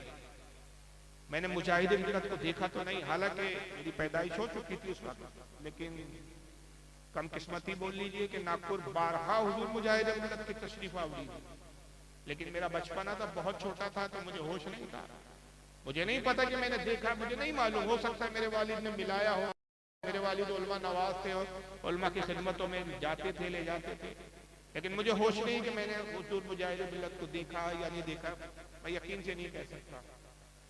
लेकिन मेरे असातिज़ा पर बताते हैं जिनसे मैंने पढ़ा है, हुजूर मुजाहिद मिल्लत को बुलाया करते थे नागपुर की सरजमीन पे, फरमाते थे कि रईस आजम उड़ीसा थे, आप सभी जानते हैं कितनी जमीनें आज भी उनकी, कितने सरमायादार थे, मगर उसके बावजूद जिंदगी गुजारने का ढंग क्या था, फकीरी की जिंदगी, सादा सा कुर्सा और लुंगी, ये सादगी की जिंदगी। अल्लाह ने इतनी दौलत से नवाजा लेकिन फकीरों और मिस्किनों की जिंदगी गुजारी आपने, तक़वा और परहेज़गारी की जिंदगी गुजारी। मेरे उस्ताद मोहतरम हुजूर मुफ्ती गुलाम मोहम्मद साहब अलैहि रहमा फरमाते हैं कि जब मैं अल-जामिअत रज़विया के जलसे में बुलाता था, हुजूर मुजीब अशरफ साहब की अलैहि रहमा से मैंने सुना मेरे उस्तादों से, फरमाते कि हम मुजाहिद मिल्लत को बुलाते, उस जमाने में ट्रेन के सफर होते थे, फ्लाइट के सफर उतने थे नहीं, तो हम हज़रत से कहते रहते कि हुजूर किस ट्रेन से आप तशरीफ लाने वाले, उस ट्रेन का नाम तो बता दीजिए, किस ट्रेन का आपने टिकट बनाया। सिर्फ हज़रत इस बुनियाद पे कि वो हू हल्ला ना हो, वो जोश ना हो, वो नारे ना हो, कि जिससे नफ्स को खुशी मिलती है। आज हम हमारी हालत क्या हो गई, हम हुजूम चाहते, जब हम चले तो लोग कहे देखो देखो कौन आया, सुन्नियों का शेर आया, हालांकि 50 शेर गीदड़ बने घूम रहे, थोड़ा ज्यादा कुछ नहीं। सबसे ज्यादा जूते यही कौम खा रही है, मगर पूरे कौम में शेर हमारे यहाँ भरे पड़े। सबसे ज्यादा जूते खाने वाली कौम हमारी हो गई, मगर हर कोई शेर है हमारा, पूरा जंगल शेरों से भरा है। आज हमारा नफ्स कहता है कि हम चले तो जुलूस के साथ, सामने गाड़ियां हो, पीछे गाड़ियां हो, जीप में हम बैठे हुए हो, हारों के गलों में हमारे हारों के साथ ढेर लगा हुआ हो, मजमा नारा लगा रहे हो। लेकिन ये बुजुर्गों का असलाफ का हुजूर मुजाहिद मिल्लत का तरीका मैंने जो अपने असातिज़ा से सुना, वो बयान करते कि हम कहते हुजूर की ट्रेन से आ रहे हैं, हज़रत कहते कि आप फिक्र मत कीजिए मुफ्ती साहब, हम पहुंच जाएंगे, वक्त पे हम पहुंच जाएंगे, ट्रेन की इत्तिला नहीं देते। तो हजरत फरमाते कि तब भी मैं ये करता कि उड़ीसा से जितनी ट्रेनें आने वाली हैं उनके टाइम मालूम करता और मदरसे के तलबा को स्टेशनों पे बिठा देता कि जैसे हुजूर मुजाहिद मिल्लत आए तो तुम देखना, इस्तकबाल करना, फौरन खबर करना, हम फौरन वहाँ तेजी के साथ दौड़ते पहुंचोगे। और जहाँ पे ये अलजावेत रज़िया मदरसा है नागपुर का, रेलवे स्टेशन बहुत करीब है, बामुश्किल 1 किलोमीटर भी, बामुश्किल 1 किलोमीटर। तो तलबा को हजरत फरमाते हमारे मुफ्ती साहब के हम बिठा देते कि भाई जैसी हुजूर मुजाहिद मिल्लत तशरीफ लाए इत्तला कर देना ताकि हम जाए हजरत का इस्तकबाल करें। अब हजरत ट्रेन से उतरे, अब तलबा का तसव्वुर क्या है जिन्होंने मुजाहिद मिल्लत को देखा नहीं, भाई आली में बड़े जुब्बा कुब्बा में होंगे, बड़ा सही मामा होगा, तुगरा होगा, हजरत की 2 पल्ली टोपी सादी सी, ये साहब जो पहने हुए इस तरह की टोपी थी हुजूर मुजाहिद मिल्लत, इसको 2 पल्ली टोपी बोलते हैं। आप क्या बोलते हैं, अशरफी टोपी भी बोला जाता है इसको आमतौर पर। 2 पल्ली टोपी, सादा सा व्हाइट कलर का कुर्ता और लुंगी, और हजरत कभी सूटकेस लेके नहीं चलते थे, प्लास्टिक का वो बैग आता था, वो जो मार्केट में सब्जियां खरीदने के लिए हम जाते, उस बैग में एक जोड़ा भरा होता, वो भी प्रेस किया हुआ नहीं, वही घड़ी करके उसको डाल दिया। और साहब वो ट्रेन से उतर रहे हैं, अब उतरे तो तलबा पहचान भी नहीं पाए कि ये मुजाहिद, तसव्वुर तो कुछ और है साहब। 2-4 खादिम साथ में होंगे, अटैची होंगी, जुब्बा कुब्बा पहने होंगे, बड़ा कीमती जुब्बा होगा, बड़ा सर पे बहुत बड़ा इमामा होगा, तो वो इमामे वाली शख्सियत तलाश कर रहे स्टेशन पे, और ये उतर के साहब बाहर निकलते थे हुजूर मुजाहिद मिल्लत। रिक्शा किया, सामने में काटा मार्केट करके मार्केट है रेलवे स्टेशन पे, नागपुर का रेलवे स्टेशन है, वहां से अक्सर जल से गन्ने जो है वो गर्मी में होते थे, तो गन्ने हमारे यहाँ वो मार्केट में बिकते थे, तो गन्ने की दुकान पे आप जाना और वो गन्ना खरीदा आपने, उसको तोड़वाया, गन्ने को बनवाया, बगल में सब पकड़ा, और उसके बाद सीधा रिक्शा करके साहब वो मुफ्ती साहब के घर पे पहुंचे। दरवाजा खटखटाया, मुफ्ती साहब ने दरवाजा खोला तो गन्ना बगल में दबा हुआ है। हजरत हैरान की अकेले चले आए, अरे हुजूर आप, मैंने तो तलबा को वहां छोड़ा था। अरे मुफ्ती साहब आपने क्यों तलबा को भेज दिया, बस हम तो चले आए, लीजिए ये तोहफा कबूल कीजिए। वो गन्ना जो है वो साहब कटा हुआ मुफ्ती साहब को पेश करता। हमारे दोस्त जो साथ में उस वक्त मुफ्ती साहब के जो नवासे वगैरह बयान करते कि उस वक्त हम भी नहीं जानते थे कि हुजूर मुजाहिद मिल्लत किस बुजुर्ग का नाम। हम देखते यार हजरत से मुफ्ती गुलाम अहमद साहब एक बहुत बड़ा नाम था हमारे यहाँ, काबरीन में शुमार होता है, बड़े बड़े उलमा आते थे। अब हुजूर मुजाहिद मिल्लत आए तो बड़े बड़े उलमा को हमने देखा कि मुफ्ती साहब के हाथ चूम रहे, पैर चूम रहे, मगर मुजाहिद मिल्लत का मकाम है कि हुजूर मुजाहिद मिल्लत आते तो हुजूर मुफ्ती साहब की बिला मुजाहिद मिल्लत को अपने पलंग पे बिठा देते और खुद जमीन पर बैठ जाते। तो हुजूर मुजाहिद मिल्लत बार बार उठ के, हजरत मुफ्ती साहब आप क्या कर रहे हैं, आप ऊपर तो आइए। नहीं हजरत मैं यहाँ ठीक हूँ, हजरत आपके कदमों में मुझे रहने दीजिए। तो घर के लोग तलबा हैरान के भाई ये कौन हस्ती है यार, ये लुंगी पहने हुए साहब, ना लिबास कोई शाहाना है, ना टोपी शाहाना है, ना सर पे इमामा है, सीधे साधे दिख रहे हैं। ये कौन है भाई कि वो मुफ्ती जिसके सामने बड़े बड़े उलमा झुकते हैं वो खुद इनके कदमों में झुका पड़ा है। अब ताकि मालूम हुआ कि साहब वो कोई मामूली हस्ती नहीं, वो सरकार मुजाहिद मिल्लत की जात थी, जिनकी बारगाह में बड़े बड़े वक्त के मुफ्तियान इकराम अकीदत से सर झुका लिया। ये सरकार मुजाहिद मिल्लत की जिंदगी थी। मैं समझता हूँ इसमें ऐसे बुजुर्ग दिख रहे हैं मुझे जो मेरी उम्र में ज्यादा है, यकीनन उन्होंने सरकार मुजाहिद मिल्लत को देखा भी होगा। क्या मेरी ये बात आपको गलत लग रही है? अगर हो तो बिल्कुल आप इसका इनकार कर देंगे। यही सादगी थी कि नहीं, यही तरीका था कि नहीं? और हमने ये उस वक्त जाना, मुजाहिद मिल्लत की फोटो हमने देखी है उसके ऊपर किसी ने डाला है, और उस फोटो के पीछे तकरीर भी है, तो उससे पता चलता है कि ये बुजुर्ग कितने सादा थे और इनकी सादगी का ये आलम था कि दुनिया में क्या तरक्कियां है इससे भी वाकिफ नहीं है। इतने परहेजगार, इतने मुत्तकी, और वाकई ये उस पर ऑडियो मौजूद है बाकायदा कि उस जमाने में जो कैमरे होते थे, जब वो फोटो ली जाती तो फ्लैश यानी लाइट चमकता था, फ्लैश चमकता था। हजरत को पता नहीं, तकरीर कर रहे किसी ने वो कैमरे से फोटो ले लिया, फ्लैश चमका तो हजरत कहते अरे भाई ये बिजली कहीं से चमक रही है, क्या बारिश वारिश हो रही है? हजरत को पता नहीं साहब ये बिजली नहीं है, ये तो किसी ने कैमरे से फोटो लिया। तो वही एक फोटो है जो स्टेज पे आप बैठे और उसमें भी लुंगी पे बैठे हैं और शादी से टोपी है, बड़ा सा जलसा है। इर्द गिर्द जो उलमा पहचान में आ रहे हो, बड़े बड़े उलमा नजर आ रहे हैं और बस सादगी के साथ बैठे बैठे। कि हमारे बुजुर्गों की जो जिंदगी सादा जिंदगी थी, तकवे वाली जिंदगी, इनका जश्न, इनका जिक्र हम इसलिए करते हैं कि हम इनसे कुछ सीखें, इनसे कुछ हासिल करें, इनकी जिंदगी से हम सबक सीखें। सिर्फ यही नहीं कि हम इनका नाम ले और इनके नाम पे जश्न मना के खुश हो जाए। तो आज जरूरत है कि हम हकीकत में, हकीकी माना में अपने आप को तब्दील करें, अपने अमाल की इस्लाह करें। और उसके लिए सबसे अहम जरूरी है कि कौम मुस्लिम 5 वक्त की नमाज की पाबंदी।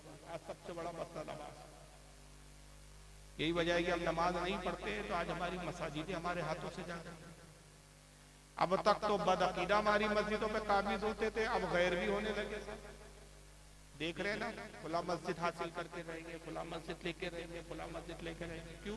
वो देख रहे हैं कि मुसलमान तो अपनी मस्जिदों को खुद ही छोड़ देता है। नमाज की हम पाबंदी, तकवे को इख्तियार करें। और याद रखिए कि ये नहीं हो सकता कि हम गुनाहगार रहे और औलाद लेके आए। आप बीज जो है साहब, जिस चीज का बीज बोएंगे उसी की फसल होंगी, उसी का दरख्त होगा कि दूसरा होगा। बीज आप आम की गुठली डालोगे और चाहेंगे कि सेब का दरख्त उग जाए, ऐसा होगा क्या भाई? और आप रोजाना बैठ के कहें नहीं भाई डाला तो मैंने जमीन में आम की गुठली है, लेकिन नहीं मुझे आम का दरख्त नहीं चाहिए, सेब का दरख्त, तो हो नहीं सकता। आज हमारी हालत क्या है? हम तकवा इख्तियार नहीं करना चाहते, लेकिन औलाद को मुत्तकी देखना चाहते। हम खुद नाफरमानियां कर रहे अपने परवरदिगार की, लेकिन हम चाहते हमारी औलाद हमारी फरमा बरदार हो, तो ये नहीं हो सकता। सरकार गौसे आजम ऐसी गौसे आजम नहीं बनी। इससे पहले कि मैं आपको ये बताऊं कि सरकार गौसे आजम किन वालिदैन से पैदा हुआ, मैं एक मकरू चेहरा वो दिखाना चाहता हूं कि जो ऐसे बुजुर्गों का मजाक उड़ाते हैं, ऐसे बुजुर्गों की तौहीन करते हैं। और आज हम इनको भी समझ नहीं पा रहे, इनकी टोपी, इनके जुब्बों को देखकर हम इनके बदअकीदगी को नजरअंदाज करके इनको मुसलमान समझ। आपके इलाके में एक बहुत बड़ा कार्टून है, उसको कार्टून कहते हैं, वहाबियों का इस वक्त बहुत बड़ा अल्लामा मानता है, एक नंबर का कज्जाब और झूठा। मगर ये कौम अपने झूठे इस मौलवी को सर पे बिठाए हुए है, इसका नाम है मौलवी जर्जी। आइए जरा इसको देखिए। अभी मैं अकीदे की बात पर आया हूँ, इस्लाम पे तो और बहुत बोला जा सकता है, लेकिन स्क्रीन भी लगाया गया है और इंतजामिया और बानियाने मजलिस का तकाजा है, उनका मुतालबा है कि कुछ वीडियोस भी मुझे दिखानी। आइए मैं जर्जिस की आपको यह वीडियो दिखाता हूं, जरा देखिए आप। एक किताब, मैं पाकिस्तान गया, पाकिस्तान से किताब लेके आया, सीरत गौसे पाकिस्तान से छपी। एक किताब, मैं पाकिस्तान गया।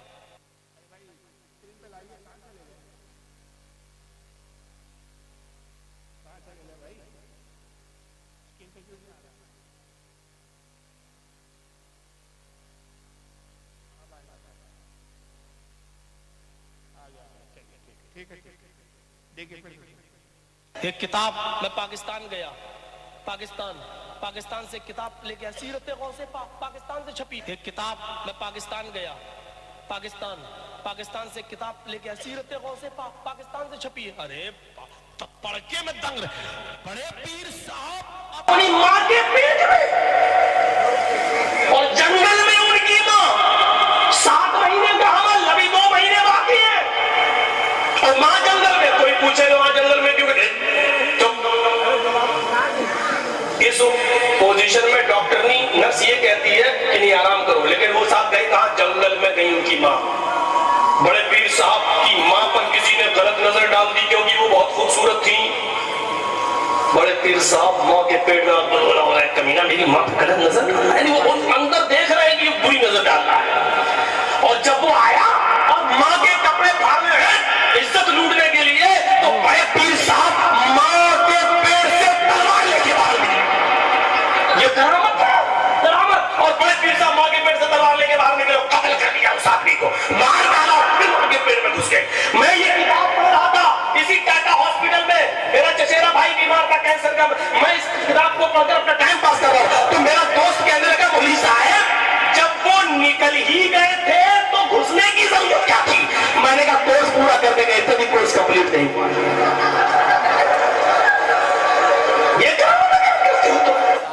किसका मजाक उड़ा रहा है ये खबीस? अब आप कहेंगे कि नहीं उसने किताब का हवाला दिया है, कह रहे हैं कि किताब आती है सीरत गौसे पाक, और मैं कहां से लाया हूं? पाकिस्तान से लाया हूं। मेरा भाई बीमार था बंबई के टाटा हॉस्पिटल में, कैंसर का मरीज था, मर गया मरदूद, फातिया ना दुरूद, मर भी गया हूँ कभी सब तक, क्योंकि ये बयान बहुत पुराना, तकरीबन 12 साल पुराना। तो वो हॉस्पिटल में बीमार था, तो मैं उसकी तीमारदारी में लगा हुआ था, टाइम पास करने के लिए वो किताब में पढ़ रहा था। तो उसमें लिखा हुआ था कि गौसे पाक अपनी माँ के पेट में थे, 7 महीने का हमल था, गौसे पाक की माँ जंगल में घूमने के लिए निकली। तो उधर से 2 लोग या एक शख्स आ रहा था, गौसे पाक की माँ बहुत खूबसूरत थी, मतलब जब वो निकली भी तो बेपर्दा थी, चेहरे पे नकाब वगैरह। तो चेहरे पे निगाह पड़ी, खूबसूरती देखा गौसे पाक की माँ की, तो उसकी नीयत खराब हो गई। तो उसने गौसे पाक की माँ की इज्जत लूटने के लिए हाथ डाला। गौसे पाक माँ के पेट से ये मंजर देख रहे थे, जलाल में आ गए, गुस्से में आ गए कि मेरी माँ की इज्जत लूट रहा है। तो पेट से तलवार लेके और उसको कत्ल कर दिया, और फिर दोबारा माँ के पेट के अंदर चले। तो कहता है कि जब ये मैं किताब पढ़ रहा था, मेरा एक दोस्त भी बाजू बैठा हुआ था, उसने कहा कि जब वो बाहर आ ही गए थे, पैदा हो ही गए थे, बाहर तलवार लेकर आ गए, दोबारा पेट के अंदर फिर को चले गए। मैंने कहा वो 7वां महीना कोर्स कंप्लीट करने के लिए, कोर्स पूरा हुआ, 9 महीने पूरे हुए। अब 12 साल का अरसा हो गया, इस खबीस से हम एक ही मुतालबा कर रहे हैं कि ये कौन सी किताब है, कहाँ ये वाकया लिखा है। मगर ये मरदूद आज तक वो किताब न दिखाने के लिए तैयार, न बताने के लिए तैयार, न सामने बैठने के लिए। इससे ये पता चलता है कि ये वहाबी बदअकीदों की वो जमात है कि जो हमारे बड़े बड़े औलिया के नाम से झूठ मंसूब करके मजाक उड़ाते हैं और लोगों का अकीदा बिगाड़ते हैं। अब जाहिल जो इनको मौलवी आलिम समझते हो, कहते देखो यार ये बरेलियों ने अपनी किताबों में कैसी कैसी बातें लिख रखी, तो इनका फिरका जो गलत, इनकी जमात अलग गलत। मगर वो सोच नहीं पाते कि भाई इस मौलवी का गिरेबान पकड़ के पूछे भी तो कि भाई वो किताब कहाँ है, जरा दिखाओ तो यार, हमने तो इसी बात पर नहीं सुनी। अब मैं देखिए वो इस्लाम माशरा के हवाले से मैं अर्ज कर रहा हूं कि पहले देखना पड़ेगा कि गौसे आजम की माँ का आलम क्या था किताब में, इनका मकाम क्या है, इनका मर्तबा क्या है। हजरत शेख अबू सालेह बड़े नेक बुजुर्ग गुजरे, जवान, अपने वक्त की जवानी का आलम था। गीलान करके जो ईरान का एक शहर है, जिसको जीलान भी बोलते हैं, असली नाम उसका गीलान है, फारसी में गाफ से बोला जाता है क्योंकि अरबी जबान में गाफ नहीं, तो उसको जीलान बोला है। नाम था उनका शेख अबू सालेह। जवानी के आलम में वो नौजवान इबादत गुजार, मुत्तकी व परहेजगार, दुनिया और माफिया से बेनियाज, हमा वक्त इबादत में मशगूल रहते, भरी जवानी। और आलम ये था कि दिन को रोजा रखते शेख अबू सालेह, रात रात भर इबादत। और जब पता चलता कि कहीं जिहाद हो रहा है तो फी सबिलिल्लाह जिहाद में शिरकत करते थे। जिहाद से इतनी रगबत और मोहब्बत थी कि लोगों ने नाम ही रख दिया जंगी दोस्त। दो जंग को दोस्त रखने वाला लक़ब भी पड़ गया जंगी दोस्त, शेख अबू सालेह जंगी दोस्त। एक मर्तबा कई दिन से रोजे से थे और इत्तेफाक की बात कि सहरी और इफ्तारी में कुछ खाने को दस्तयाब नहीं था, कुछ मिल नहीं पा रहा था। पानी पी के सहरी करते थे, पानी पी के इफ्तार करते थे। एक मर्तबा रोजा रखे हुए किसी कैफियत में 3-4 दिन से कुछ खाया पिया नहीं था, बस पानी से सहरी और पानी से इफ्तार हो रहा। दरिया के किनारे बैठे थे, इफ्तार का इंतजार कर रहे थे कि इफ्तार का वक्त हो तो पानी पी के इफ्तार करूं। तभी देखते कि दरिया में एक सेब बहता हुआ। ख्याल हुआ कि अल्लाह की तरफ से भेजा जाए। हाथ बढ़ाया, सेब को पकड़ा और उसी सेब को खाकर इफ्तार। 3 दिन के बाद कुछ खाने को मैसर आया। सेब जब खा चुके, नमाज मगरिब अदा की, ख्याल आया, अपने दिल से कहा, अपने नफ्स से कहा, अबू सालेह ये सेब बहता हुआ आया, तूने ये समझ के कि अल्लाह की तरफ से आया खा लिया? यकीनन ही कोई आसमान से तो सेब टपका नहीं, किसी न किसी दरख्त का सेब होगा, किसी न किसी के दरख्त से गिरा होगा। और ये दरख्त जिसके बाग में होगा, जिसकी जमीन पर होगा, ये उसका मालिक है। उसके मालिक की इजाजत के बगैर ये सेब तूने खा लिया, कयामत के दिन अल्लाह ताला इस सेब के बारे में सवाल करेगा तो तू क्या जवाब देगा? ये तो बाग के मालिक की इजाजत के बगैर ये सेब खाना जो है, ये तो अमानत में ख्याल है, कयामत पे पकड़ होगी इस पर। बच्चे इसी ख्याल है, लरज है। कांपने लगे, दरिया की मुखालिफ फिर में चलना शुरू किया ताकि मालूम करे कि आखिर किस दरख्त का सेब। कुछ दूर आगे जब पहुंचे, आगे बढ़े, देखा कि दरिया के किनारे एक बाग है सेब का। बहुत सारे दरख्त है जिनकी शाखें झुककर दरिया की तरफ झुकी। आपने समझ लिया कि यकीनन इसी बाग के दरख्तों का सेब है, क्योंकि इनकी शाखें दरख्त की जो है दरिया के पानी की तरफ झुकी है। इनमें से किसी दरख्त से सेब टूटा गिरा और यह बहता हुआ है। आप आए बाग में और मालूम किया, आप तो लोगों से पूछा कि ये बाग किसका है। लोगों ने कहा कि गीलान के एक बहुत बड़े बुजुर्ग अमीर व कबीर मुत्तकी है, बड़े अल्लाह के वली है, अल्लाह ने बड़ी दौलत से नवाजा है, कि ऐसे कई बाग है। ये हज़रत अब्दुल्ला सुमई रहमतुल्लाह ताला अलैह बहुत बड़े बुजुर्ग है, ये उनका बाग। उनके घर का पता पूछा, उनके महल पहुंचे, अमीर व कबीर के महल में रहते। अब्दुल्ला सुमई रहमतुल्लाह ताला अलैह बुजुर्ग तरीन परहेजगार शख्स थे, दौलतमंद होने के बावजूद वो बुजुर्ग और मुत्तकी थे, इबादत गुजार थे। सलाम किया, हाजिर हुए, कहा सरकार मेरा नाम अबू सालेह है और ऐसा ऐसा वाकया हुआ कि मैं इफ्तार कर रहा था, सेब बहता हुआ या मैंने खा लिया। फिर जब मैंने जस्तजू और तलाश की तो मालूम होता है कि वो आपके बाग के दरख्त का सेब है। चूंकि मैंने आपकी इजाजत के बगैर वो सेब खा लिया है, तो कयामत में अगर अल्लाह उस सेब के बारे में सवाल कर लेगा तो मैं क्या जवाब दूंगा। तो सरकार मैं माफी के लिए आया हूँ, मेरे पास इतनी रकम नहीं है, मैं मुफलिस हूँ। अगर रकम होती तो मैं वो रुपये दे के आपको राजी कर लेता। बस ये चाहता हूँ कि खुदा के वास्ते आप उस सेब का जो है मैंने खा लिया बगैर इजाजत के, आप मुझे माफ कर दें। हज़रत अब्दुल्ला सुमई ने सर से पैर तक देखा, हैरान हो गए, भरी जवानी में ये एक सेब की माफी के लिए कोई आ रहा है। यहाँ तो लोग प्रॉपर्टियां हड़प करके नकार नहीं लेते, जमीनें खा जाते हैं तो कोई पूछने वाला नहीं। ये कैसा नौजवान है जिसको एक सेब के जवाब का इतना एहसास है। सर से पैर तक देखा और दूसरे ही लम्हे फिर एक जहन में ख्याल आया। उन्होंने कहा कि देखो नौजवान, अगर तुम चाहते हो कि जो सेब तुमने मेरे बाग का बगैर इजाजत के खाया, इसके एवज में तुम्हें माफ कर दूं, तो मेरी एक शर्त है। कहा क्या शर्त है? मुझे बता।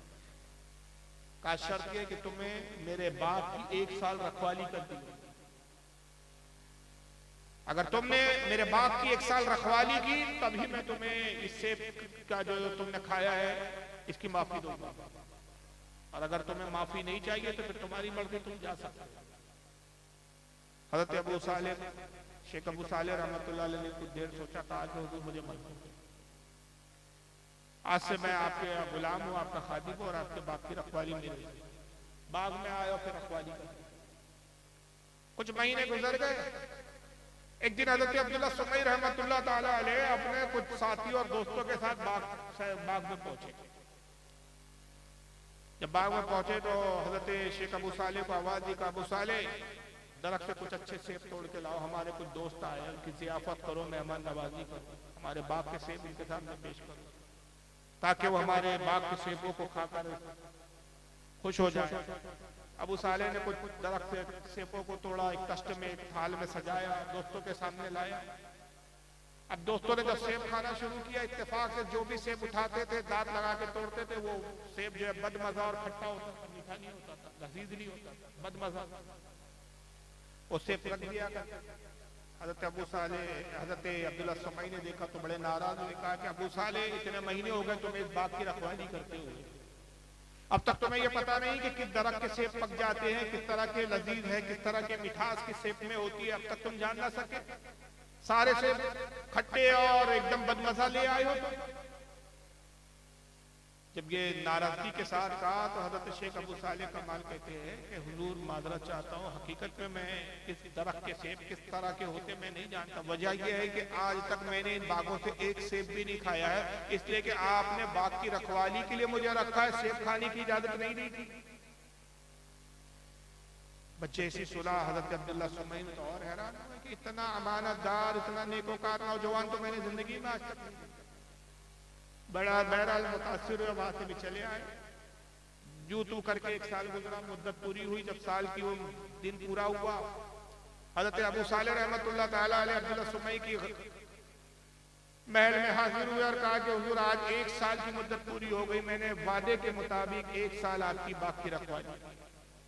अब आप अपनी ज़बान मुबारक से इरशाद फरमा दे कि मैंने तुझे माफ कर, ताकि मैं अल्लाह की पकड़ से बच सकूं। हज़रत अब्दुल्ला सुमई के दिमाग में, दिल में ख्याल आया एक इरादा आया, उन्होंने कहा कि अबू साले यूं माफ नहीं किया जाए, हमारी एक और शर्त है, जब तक उसको पूरा ना करोगे हम माफ नहीं करेंगे। सरकार अब क्या शर्त? शर्त यह है कि तुम्हें हमारी बेटी से निकाह करना। कहा कि मुझे कोई हर्ज नहीं, अगर आपकी बेटी की निकाह की शर्त है और इसके बाद आप मेरा जुर्म माफ कर सकते हैं तो मुझे मंजूर है, लेकिन हुजूर पहले जान ले मैं मुफलिस आदमी हूं, मुझे खुद फाके गुजरते हैं, मुझे कई कई दिन तक कुछ खाने को मैसर नहीं आता, और आपकी बेटी तो शहजादी है, महलों में पड़ी है, ऐशो इशरत की जिंदगी गुजारने की आदी है, क्या वो मुझ मुफलिस के साथ खुश रह सकेंगे? हज़रत अब्दुल्लाह सुमई ने फरमाया कि फिक्र न करो, वो हमारी इकलौती बेटी है, जितनी दौलत हमारी है वो सब उसी की है, उसके खाने पीने की फिक्र करने की तुम्हें जरूरत नहीं, हम सिर्फ ये चाहते हैं कि तुम उससे हमारी बेटी से निकाह करो। कहा हुजूर अगर ये बात है तो मुझे मंजूर है, मुझे कोई हर्ज नहीं, काम अगर सुन लो, हमारी बेटी में कुछ ऐब है, वो ऐब जान लो पहले, ऐसा ना हो कि निकाह के बाद फिर तुम एतराज करो, गिला करो, शिकवा करो कि शादी से पहले सब बताया नहीं, इसलिए पहले अच्छी तरह से जान लो कि हमारी बेटी में कुछ ऐब है, उसके बाद फिर सोच समझ के जाओ। कहा हुजूर बताएं क्या ऐब है आपकी बेटी? कहा वो आंखों से नाबीना है। शेख अबू साले ने कहा मुझे मंजूर है। कहा सुनो सुनो अबू साले, जल्दबाजी ना करो, वो कानों से बहरी भी है। कहा हुजूर तब भी मुझे मंजूर। कहा अबू साले सुनो, वो गूंगी भी है, बोल नहीं सकती। कहा मुझे तब भी मंजूर है। कहा अबू साले उसमें एक ऐब और है कि वो हाथों से लूंगी। कहा हुजूर तब भी मुझे मंजूर है। कहा अबू साले वो पैरों से लंगड़ी भी है।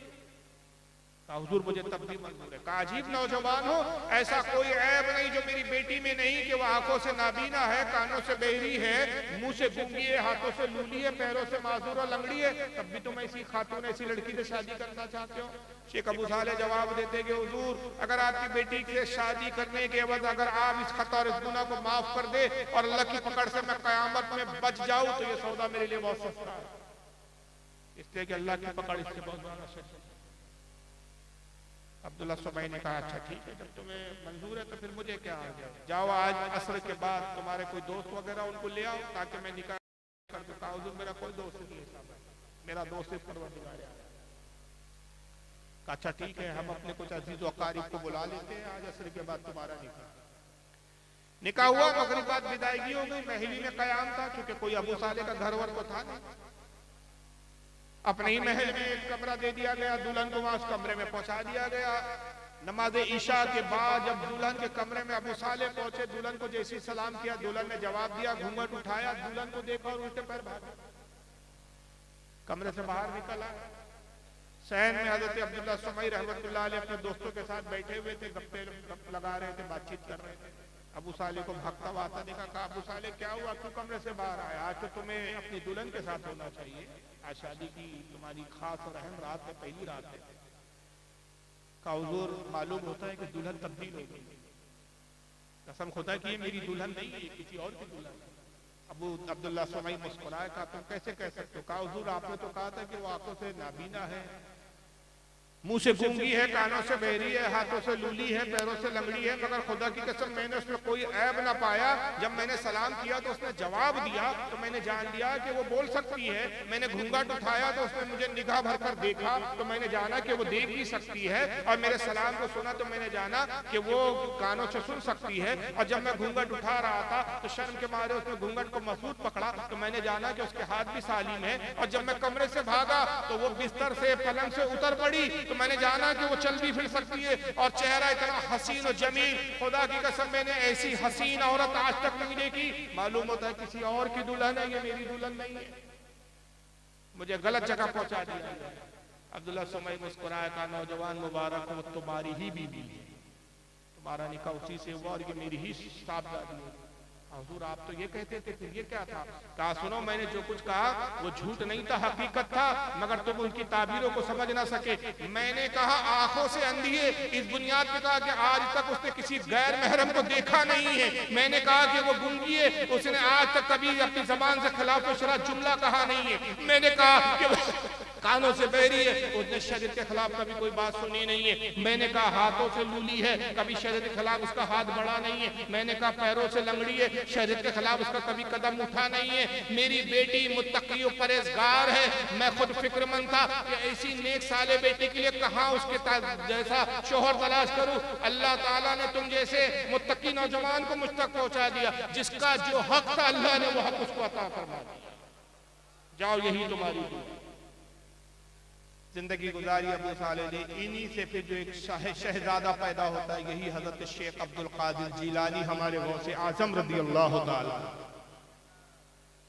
ये सरकार गौसे आजम की वालिदा और गौसे आजम के बाप इतना परहेजगार कि एक सेब के बदले के लिए जिसने इतनी मशक्कत उठाई हो, माँ के तकवा परहेजगारी का ये आलम कि किसी गैर मर्द को किसी कभी देखा ना हो, गैर मर्द से जिसने कभी बात ना की हो, किसी गैर की आवाज को कानों में ना सुना हो, खिलाफ शरीयत जिसके कदम ना उठे हो, वो कब जंगल में सैर के लिए बेपर्दा निकल गई?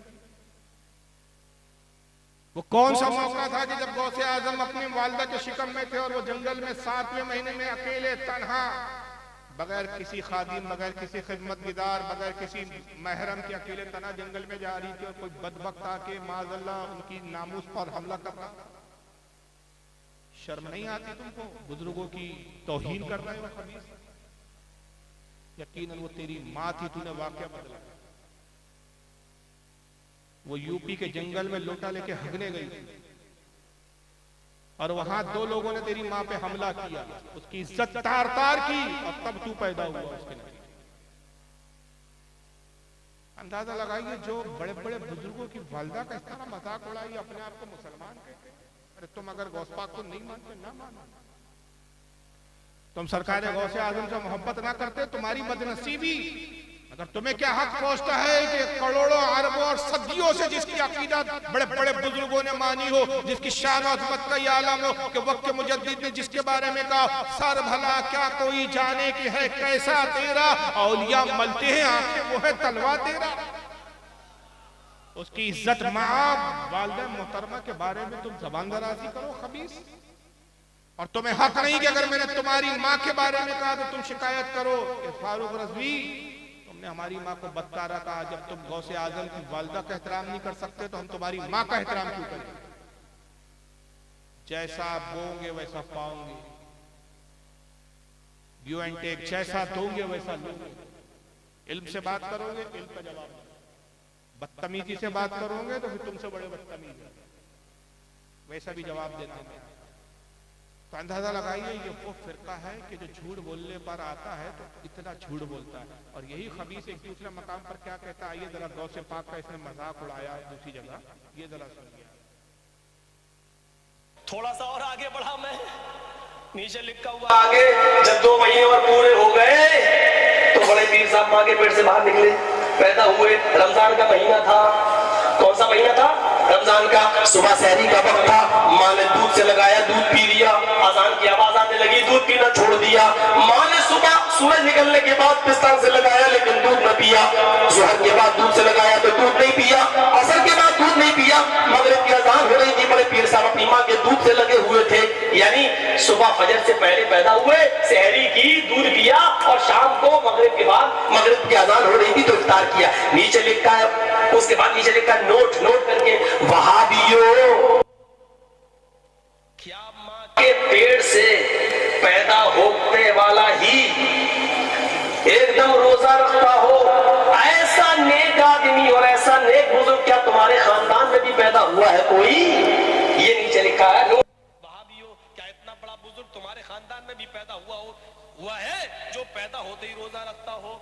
मेरा दोस्त कहने लगा, जर्जी साहब, मौलाना, जब ये बताओ, ये रोजा तो पेट से पैदा होते ही रखने लगे तो इन्होंने जोहर की नमाज कहां पढ़ी, फजर की नमाज कहां पढ़ी? रोजा बड़ी इबादत है या नमाज?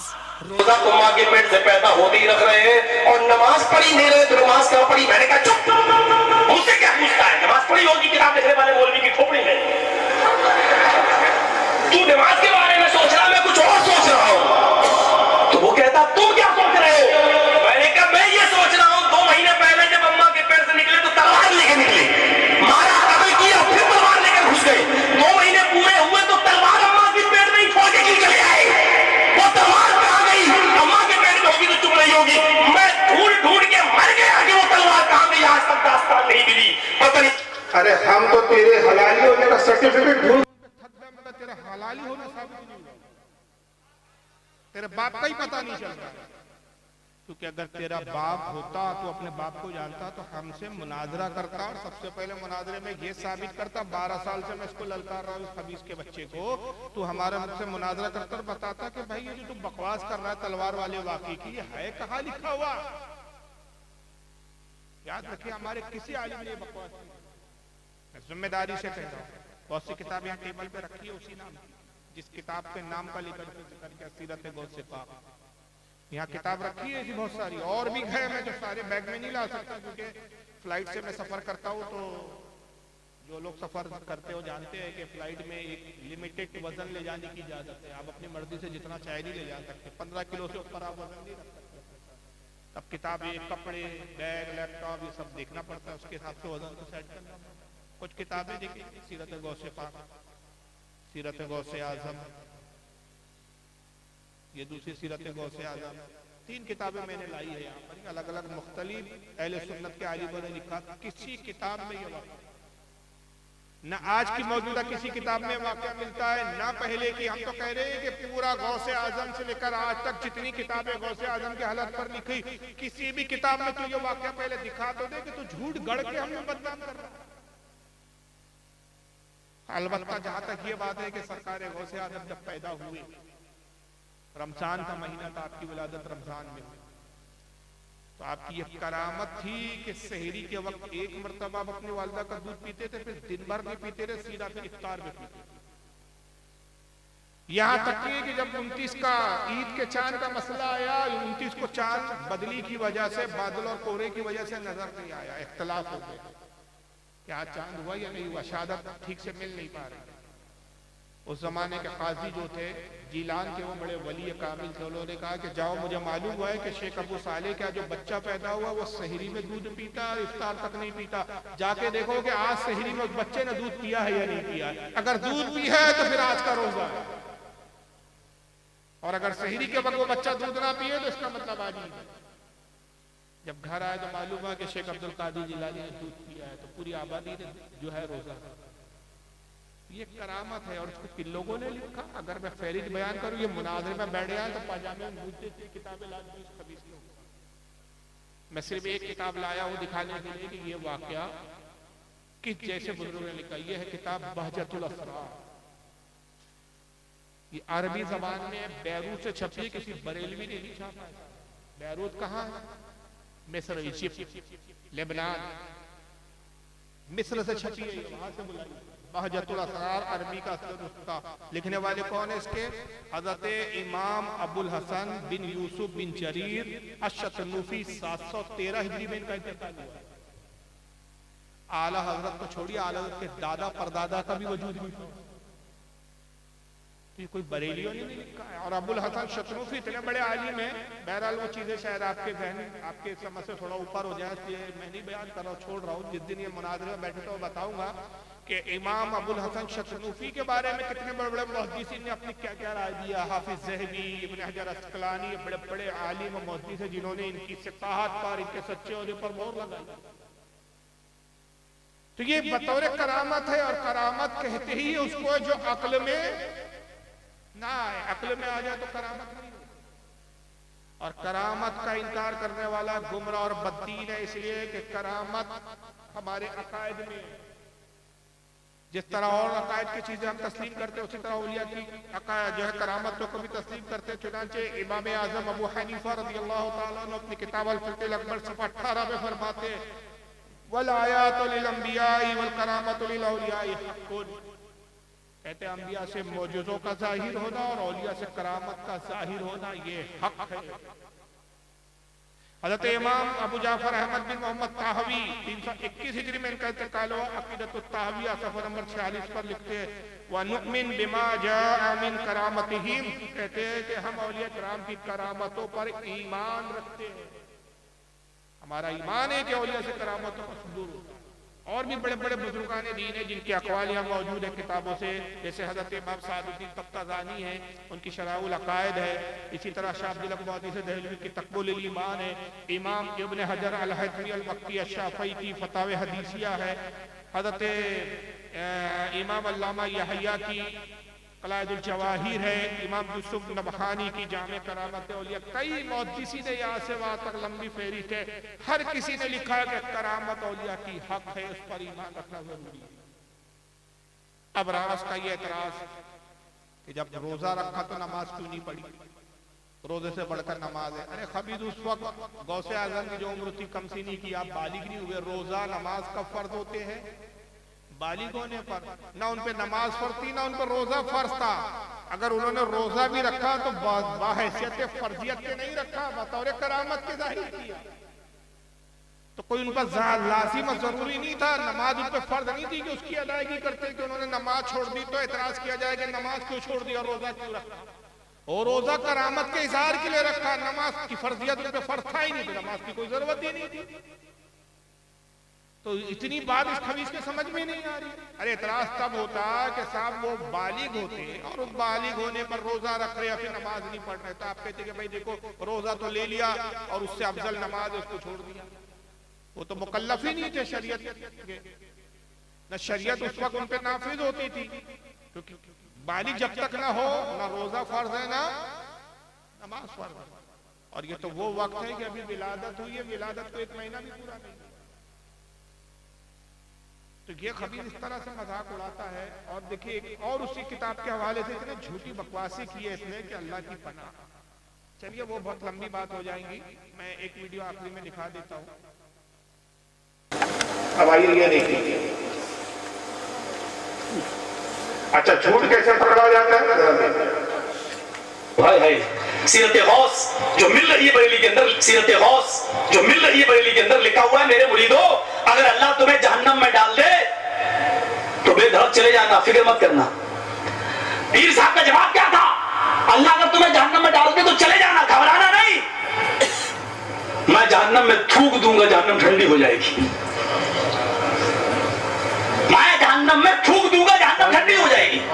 जिनके अकीदे ये हो हम उनके सामने ये अकीदा पेश करते हैं, गौर करो ये अकीदे कितने भयानक और खतरनाक लगते हैं कि तुम्हें जहन्नम में अगर अल्लाह डाले तो चले जाना, मुझे पता चलेगा मैं जहन्नम में थूक दूंगा, जहन्नम ठंडी हो जाएगी। ये कहा किसने और किस किताब में? ये भी गौसे आजम की तरफ मंसूब कर रहा है कि वही किताब सीरत गौस बरेली में मिल रही है, और अभी बाद में बोलेगा आगे ठिकाने भी नहीं है इसकी जगह। जैसे इसके बाप का पता नहीं है वैसे उसको ठिकाना नहीं मालूम क्या इसकी किताब मिल रहा है। कभी बोलता पाकिस्तान से लाया, पहले क्या बोला, अभी बोलता है बरेली में मिल रही है। अभी एक और वीडियो दिखाऊंगा जिसमें बोल रहा है कि हाजी अली में चौक के वहां मिल रही है। ठिकाना ही नहीं, इसको पता ही नहीं, हराम झूठ लड़ लिया। जहां जहां बोल में आ रहा बके जा रहा, बकरा वो जुनून में ना जाने क्या क्या कुछ ना समझे खुदा करे। सीरत गौस उसी किताब में बरेली में मिल रही है, उसमें लिखा है कि ये गौसे आजम अगर अल्लाह तो मैं जहन्नम में डाले तो बेखौफ चले जाना, मैं जहन्नम में थूक दूंगा तो जहन्नम डूब जाएगी। ये कहाँ लिखा है गौस पाक ने, कहा किस किताब में? अच्छा अभी याद रहो ये कौन सी किताब में लिखा था कि जहन्नम में थूक देना, किताब का नाम याद है आपको? सीरत। तो वाकया किसकी तरफ मंसूब है ये? गौस पाक की तरफ। अब दूसरी जगह तकरीर करने गया वहां भूल गया, अब वही वाकया सुना रहा है, शख्सियत बदल गई, किताब का नाम बदल गया। अब सुनिए, सीरत ख्वाजा पढ़ो या अजमेरी, सीरत ख्वाजा हो गई। अंदाजा लगाइए कितने बाप की औलाद है, एक बाप नहीं है इसका। अब सीरत ख्वाजा पढ़िए, सीरत ख्वाजा पढ़ो या अजमेरी, ये हाजी अली की दरगाह पे मिल जाएगी किताब। अभी वो बरेली में मिल रही थी, अब हाजी अली में मिल रही है। किताब का भी नाम बदल चुका है, जगह भी बदल गई मिलने की, अब हो गई सीरत ख्वाजा। सुनिए आप देखिए आगे चल के, मेरे मुरीदो अल्लाह तुम्हें जहन्नम में डाले तो चले जाना, मेरे मुरीदो अल्लाह तुम्हें जहन्नम में डाले तो चले जाना, डरना नहीं। मुरीदों ने कहा ऐसा क्यों? कहा कोई बात नहीं, मैं जहन्नम में थूक दूंगा, जहन्नम ठंडी हो जाएगी। पंगा न लो, तुम जानते नहीं हो मैं किस इलाके का हूं। की औलाद अच्छे से जानते हैं, मर्द होता था सामने, पंगा मत लो, मक्कार झूठे, तेरी औकात नहीं हमारे सामने बैठी। बलात्कारी आदमी बलात्कार में जेल काट कर आया, मालूम है? बनारस में बलात्कार किया, बलात्कारिया, क्या ठिकाना है उस खबीस का। सीरत ख्वाजा पढ़िए, मिल रही है हाजी अली पर। वाकया वही है, मेरे मुरीदो अल्लाह जहन्नम में डाले चले जाना, मैं जहन्नम में थूक दूंगा। वो पहले गौसे आजम के खाते में था वाकया, अब गरीब नवाज के खाते में सीरत ख्वाजा में आया। और यहाँ उसी जमात के कितने कज़्ज़ाब है, जरा लैन से कज़्ज़ाबों को आप सुनते जाओ। उसी किताब से एक वाकया सुनते हैं। एक किताब आती है सीरत गौसे पाक के नाम से, इंडिया की छपी हुई है। वो अब कहाँ की छपी हुई है? कोई किताब इंडिया की छपी हुई, ये याद रखिएगा।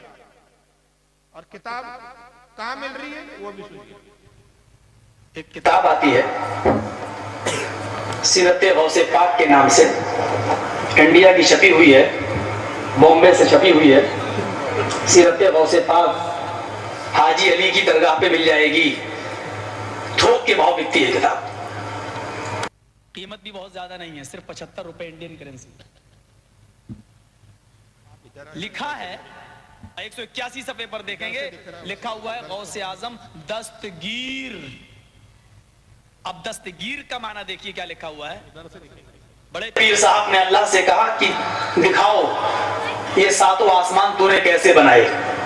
मैं ये दिखलाना चाहता हूँ शिर्क के नुकसानात क्या हैं। जब शिर्क इंसानी जिंदगी में आता है तो ये अल्लाह के मकाम और मर्तबे को किस तरह घटाता है।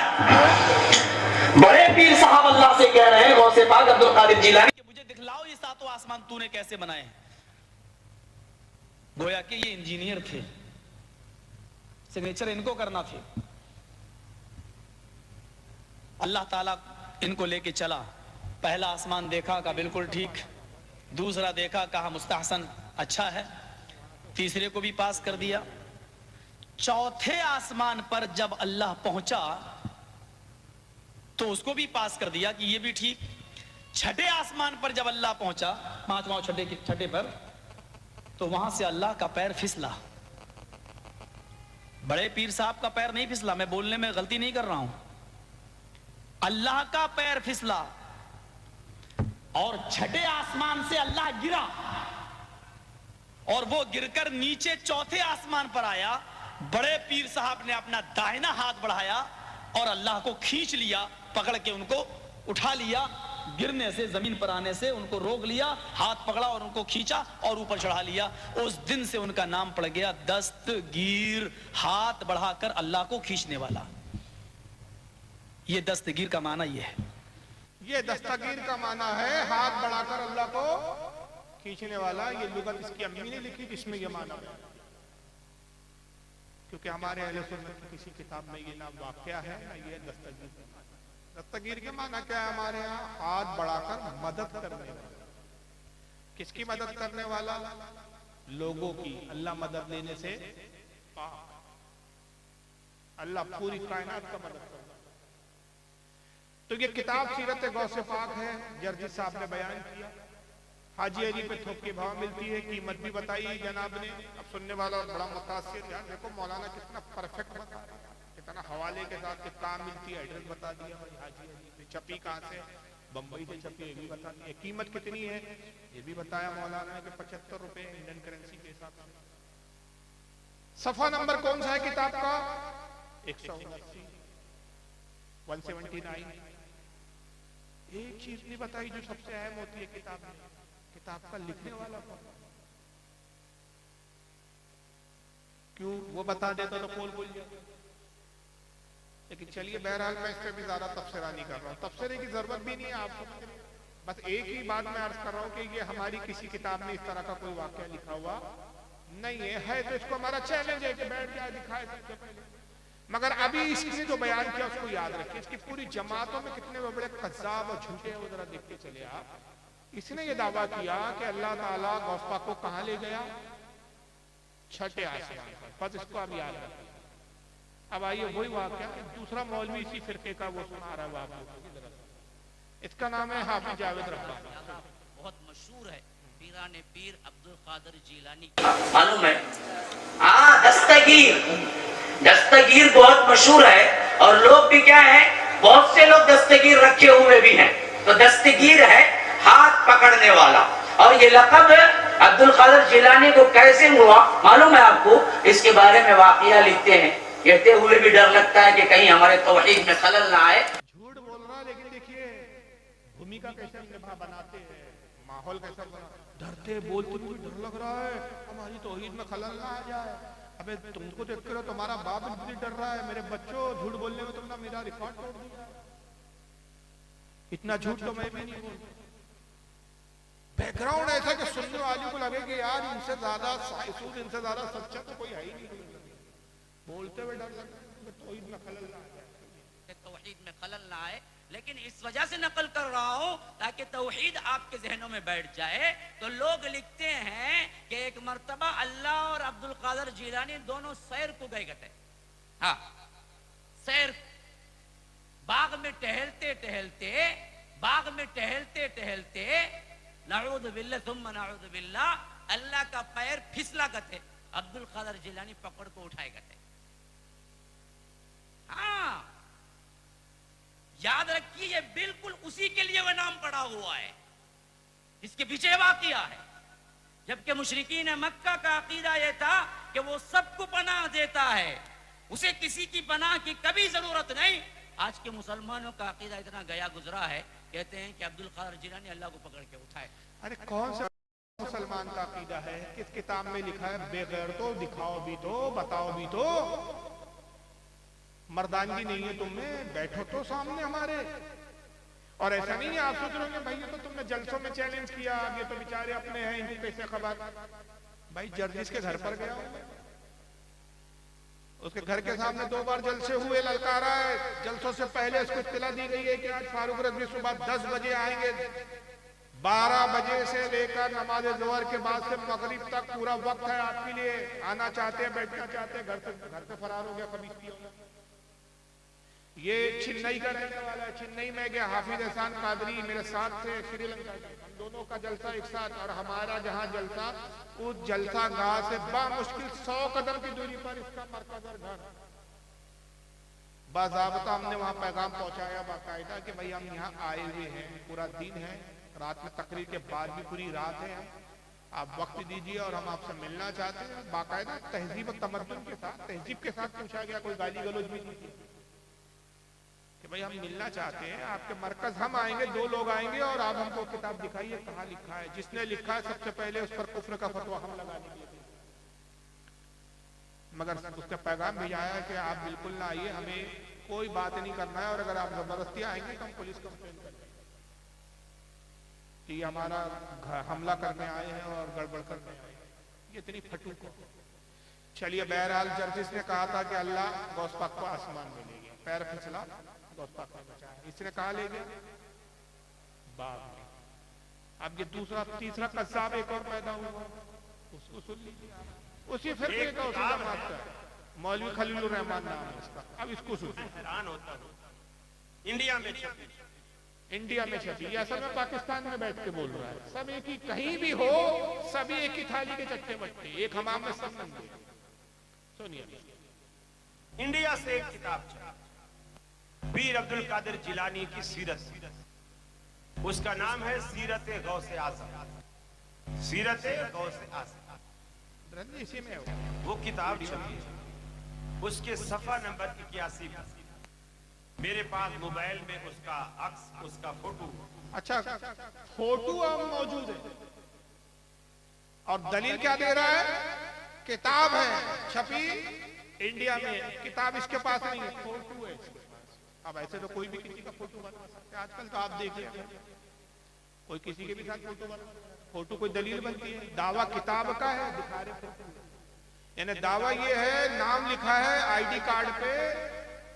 यानी जर्जिस के एक मिसाल दे रहा हूँ कि मौलवी जर्जिस वल अब्दुल करीम, और जब बोले कि अब्दुल करीम से मिलाओ तो ला रहे अब्दुल रहीम, बापी बदल दी। ये हाल है, सफे का भी मौजूद है। उसके सफा 81 पर पीर साहब की को जो हम दस्तगीर बोले कहते हैं, वो क्यों कहते हैं इसकी वजह तस्मिया लिखते हैं।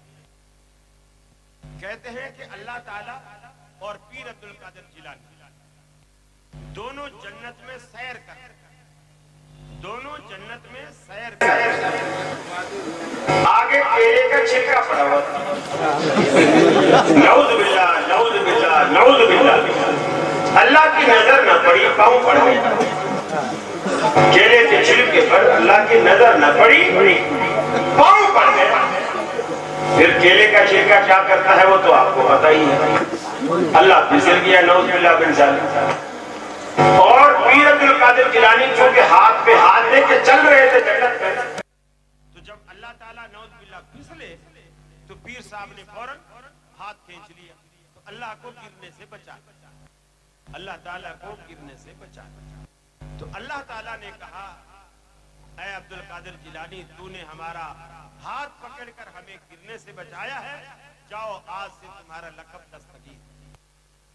मजमा, सुभान अल्लाह, सुभान अल्लाह। अब इस खबीस को भूल गया, वो बता रहा था मोबाइल में फोटो है, किताब में लिखा है कि मजमा सुभान अल्लाह, तो मजमा कहां से आ गया?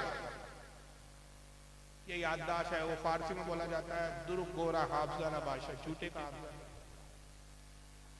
तो एक ही जमात के हैं, एक ही ताली के छठे बट्टे हैं, मगर सबके बयान अलग, हर किसी के बयान में फर्क है। एक आसमान से गिरा अल्लाह बता रहा है, दूसरा कह रहा है बाग में गिर गया अल्लाह फिसल के, तीसरा कहता है जन्नत में सैर कर रहे थे केले के छिलके पे पैर, तरक्की होती है।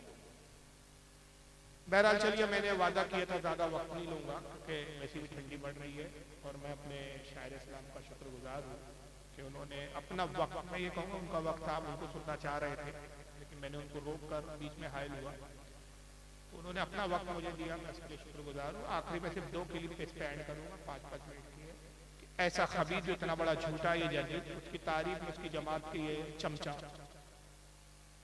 ये उसका गुलाम, उसकी तारीफ में क्या कहता है देखिए। ये वो जलसा बिहार में हुआ, लॉकडाउन जो लगा था कोरोना के टाइम, उसके बाद जलसा हुआ, उसमें जर्जिस की तारीफ करते हुए देखिए क्या झूठ बोल रहा है खबीज। देखता हूं मौलाना जर्जी साहब के तकरीर के बाद कितने लोग हैं, कितने मोहब्बत रखने वाले हैं कि जाओ मौलाना का आने जाने के खर्च के बराबर पैसा हम दे के जाएंगे। अगर चंदा मांग रहा है, पैसे से मिले लिए चंदे के, नजराने के वादे पड़े हुए, तो अब देखिए इमोशनल ब्लैकमेलिंग कैसा कर रहा है ये नमूना। उसको बिठा दिए, बेटा चंदा करके दो, मौलाना को नजराने का जुगाड़ कर, नजराना नहीं हो रहा पूरा, तब उसने देखिए जुगाड़ कैसे किया, उसकी गुस्ताखी सुनिए के खर्च और नाम देखिए क्या, मौलवी तौहीद आलम, बराबर पैसा हम दे के जाएंगे। अगर नहीं दे के जाते हैं तो इससे बढ़कर इस्लाम की बेइज्जती और क्या होगी। ये लो, यानी अगर चंदा नहीं देते तो इस्लाम की बेइज्जती हो जाए। तो जर्जिस इस्लाम है, दीन है। कौन है जर्जिस? ये हरामखोर बलात्कारी। अगर इतना भी चंदा नहीं दे पाओगे कि उनके आने जाने का खर्चा निकल जाए, खर्चे के भी वादे पड़े, हमारे आबशार वादा महाराज की रहेंगे, यानी क्या बोलना चाहिए आपके यहाँ, यानी उसके भी लादे पड़े, यानी आने जाने का खर्चा भी नहीं निकल पा रहा, जलसा करवा लिए लेकिन चंदा नहीं हो पाया। तो अगर ये भी ना किया, तुमने इतना भी चंदा नहीं दिया कि आने जाने का जर्जिस मौलाना का खर्चा निकल जाए, इससे बड़ी फिर इस्लाम की क्या तौहीद है। अब आगे सोचिए, इससे बढ़कर इस्लाम की बेइज्जती और क्या होगी। ये मुस्लिम लॉकडाउन के बाद बिहार की धरती में पहला प्रोग्राम है, इतना बड़ा प्रोग्राम पूरी बिहार में 2020 से लेकर 21 का ये पहला है। 2020 में प्रोग्राम नहीं हो सका था। मैं आपसे यही गुजारिश करके जाना चाहता हूं आपके सामने अब शहंशाही खिताबत हजरत मौलाना मोहम्मद जर्जी साहब चतुर्वेदी इटावा यूपी तशरीफ ला रहे हैं। आप हजरात उनकी तकरीर को बड़ी दिलजमी, हल्ला ना करें, शोरगुल ना करें, बड़ी शांति के साथ उनकी तकरीर को सुनें। इनकी तकरीर को सुनने के लिए पूरे अरब व अजम, पूरी भारत के अंदर अल्लाह ने ऐसी तकरीर का मलका दी है कि अल्लाह का शुक्र है। अरब व अजम में मलका है, अरब में क्या अरबी में करता है, जो अरब वाले उर्दू समझ, क्या झूठ बोलते, शर्म नहीं आती बेगैरतों को। मिंबर को झूठ का अड्डा बनाया हुआ है। अरब व अजम में इनकी तकरीर का मलका है और चर्चा दी है कि अल्लाह का शुक्र है कि किसी भी मजहब में, किसी भी मसलक में इतने अच्छे, इतने बड़े और इतनी कम उम्र में ऐसा खतीब अभी हिंदुस्तान पे नजर नहीं आ रहा है। हिंदुस्तान पाकिस्तान में एक पर एक खतीब तो है, लेकिन सबों पर फाइज हजरत मौलाना जर्जी साहब चतुर्वेदी हैं और हो जाते हैं। ये अल्लाह की तरफ से दैन है। कुदरत ने ऐसी कुव्वत गोयाई और ऐसी जबान पे मिठास और मलका अता की है कि पूरी दुनिया में एक तकरीर का धूम मचाया है। कुछ लोगों ने तो यहाँ तक मुबालगाराई की है कि हजरत आदम के बाद आज तक की तारीख में मौलाना जर्जी जैसे खतीब ही दिखाई नहीं मिलता है, सबूतों में नहीं मिलता है। आदम अलैहिस्सलाम से लेकर आज तक जर्जी जैसा खतीब पैदा ही नहीं हुआ। हकीकत है भाई, इतना बड़ा कज़्ज़ाब, इतना बड़ा झूठा, इतना बड़ा बलात्कारी मिंबर पे बैठ के खिताब करने वाला आज तक वाकई पैदा नहीं हुआ। अब बहरहाल चमचा कितनी तारीफ कर दे, मगर कौम से अल्लाह ताला हकीकत दिलवा दे। इज्जत देने वाला कौन है भाई? मैं यहाँ आया हूँ, मैं आपसे इज्जत मांगू, जरूरी नहीं है कि मैं आपसे इज्जत का सवाल करूँ, भाई मेरी इज्जत कीजिए, मेरा एहतराम कीजिए तो आप इज्जत करें। ये तो अल्लाह की तरफ से है कि आपके दिल में इज्जत डालेगा तो आप इज्जत करेंगे, वरना अच्छे को नहीं गिनता है मजमा तो वो। तो अब आप कितने ही बड़े बड़े मुबालगे कीजिए, कितने ही आप चने के झाड़ पे चढ़ा दीजिए, इज्जत देना और जिल्लत देना ही अल्लाह के दिल में। नतीजा यही हुआ कि बड़ी बड़ी छोड़ के गए। उसी बंगाल वालों ने, बिहार बंगाल बिहार के अंदर इसने आदम अलैहिस्सलाम से लेकर आज तक ऐसा खतीब पैदा नहीं हुआ, ये बोलकर गया। फिर बंगाल में जर्जिस गया तो जर्जिस के साथ क्या हुआ हम नहीं कहते, हम कहेंगे तो कहेंगे आप झूठ कह रहे। जर्जिस की जबान ही सुन लीजिए कि बंगाल वालों ने इसके साथ क्या किया। लोग नाम भी बिगाड़ने लगे। कमीनों ने एक जगह इश्तिहार में मौलाना जर्जी चतुर्वेदी ना लिख के चूतरवेदी लिख दिया। अब ऐसे ऐसे लोग पैदा हो गए दुनिया में, अब हम क्या करें। कमीनों ने एक जगह इश्तिहार में मौलाना जर्जी चतुर्वेदी ना लिख के चूतरवेदी लिख दिया। अब ऐसे ऐसे लोग पैदा हो गए दुनिया में, अब हम क्या करें। इसलिए अब अतुर्वेदी चतुर्वेदी का लफ्ज काटिए, इश्तिहारों से मत लगाइए। सिर्फ मौलाना, अब आप लोग भी एक गलत कर, जर्जीस आलम, जर्जी, मेरा नाम जर्जीस आलम नहीं है। गुस्सा आता है जब जर्जीस आलम देख लेता हूँ इश्तिहार में, लगता मैं हूं ही नहीं जर्जीस आलम, भाग जाऊंगा। मेरा नाम जर्जीस आलम नहीं है, मेरा नाम मोहम्मद जर्जीस है। चाहो तो अंसारी लगा सकते हो क्योंकि मेरी बिरादरी है। एक जगह बंगाल के उस माहौल में तकरीर करने गए, बिल्कुल ऐसा माहौल था। वो कहता अब मैं दावत देती हूँ, मौलाना जर्जीस आएगी, तकरीर फरमाएगी। उसने हमें लड़की बना दिया। अनाउंसर और लाल गोला की तरफ तकरीर करने गए, वो हमसे कह रहा है अब मैं, आप अदब के साथ बैठी है सब लोग, मैं आपका बहुत शुक्र अदा करती हूँ। अपने आप को भी लड़की बना रहा है और मेरा अनाउंसमेंट। अब मैं आपके सामने मैं मौलाना जर्जीस चूतरवेदी को बुलाती हूँ। क्या इन लोगों को माइक पकड़ा दिया गया। आप हंस रहे हैं, मेरी आंखों में आंसू थे उस वक्त। देखिए क्या बना रहा है मौलाना जर्जीस, जर्जीस भी नहीं, मौलाना जॉर्जीस। कहां से खींच कर लाए गोल जॉर्जीस। लग रहा है पता नहीं हम वहां से नागालैंड से आ रहे हो। मौलाना जॉर्जीस आएगी, तकरीर फरमाएगी। मैंने पूरी तकरीर की और फिर वो लोग जब गाड़ी पे हमें छोड़ने गए ट्रेन में दूसरे दिन सुबह ट्रेन में, तो उधर भी मजा। अब हम कोई चलो, अब जैसी गाड़ी खल हमसे कहते हैं ढुकिन दादा, ढुकिन ढुकिन ढुकिन। हमने क्या हुआ, गाड़ी खुल गया। और मैं जल्दी से घुस गया। मैंने कहा ये ढुकिन ढुकिन क्या होती है, ये ढुकिन ढुकिन। और गाड़ी खुल गया और मैं जल्दी से चढ़ गया गाड़ी में चलती हुई। अब वो बाय बाय टाटा होने लगी। कहता मौलाना साहब हाँ, आइंदा साल फिर आएगी। हमने कहा ऑपरेशन करा के आएगी। अब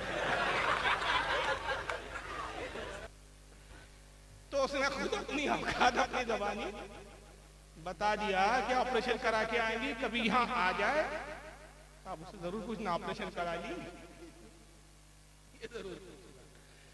बहरहाल चंद बातें मैंने आज अर्ज की, दोनों बातें, अमाल की भी बातें की और अकायद की। अकायद के हवाले से ही बोलूंगा कि ऐसी जमातों से बचो जो बुजुर्गों का अदब ना करती हो, जो औलिया का एहतराम ना करती हो, जो झूठ बोलते हो मिंबर पर बैठकर, तोहमतें लगाते हो, ये वाकई कभी सच्चे नहीं हो सकते, जन्नत की राह नहीं दी। तो आज जरूरत है कि हम उलमा अहले सुन्नत से राब्ता रखें, उलमा अहले सुन्नत से जुड़े रहें, अपने अमाल की इस्लाह करें, नमाज की पाबंदी की कोशिश करें, अपने किरदार को, अपने अमाल को सुधारें। अल्लाह ताला आज की इस बज़्म को कबूल फरमाए। और जो भी मुख्तसर वक्त में खिताब हुआ, अल्लाह अपनी बारगाह में इसको शर्फ कबूलियत अता फरमाए। वमा अलैना इल्लल बलागुल मुबीन। अस्सलामु अलैकुम व रहमतुल्लाहि व बरकातुहू।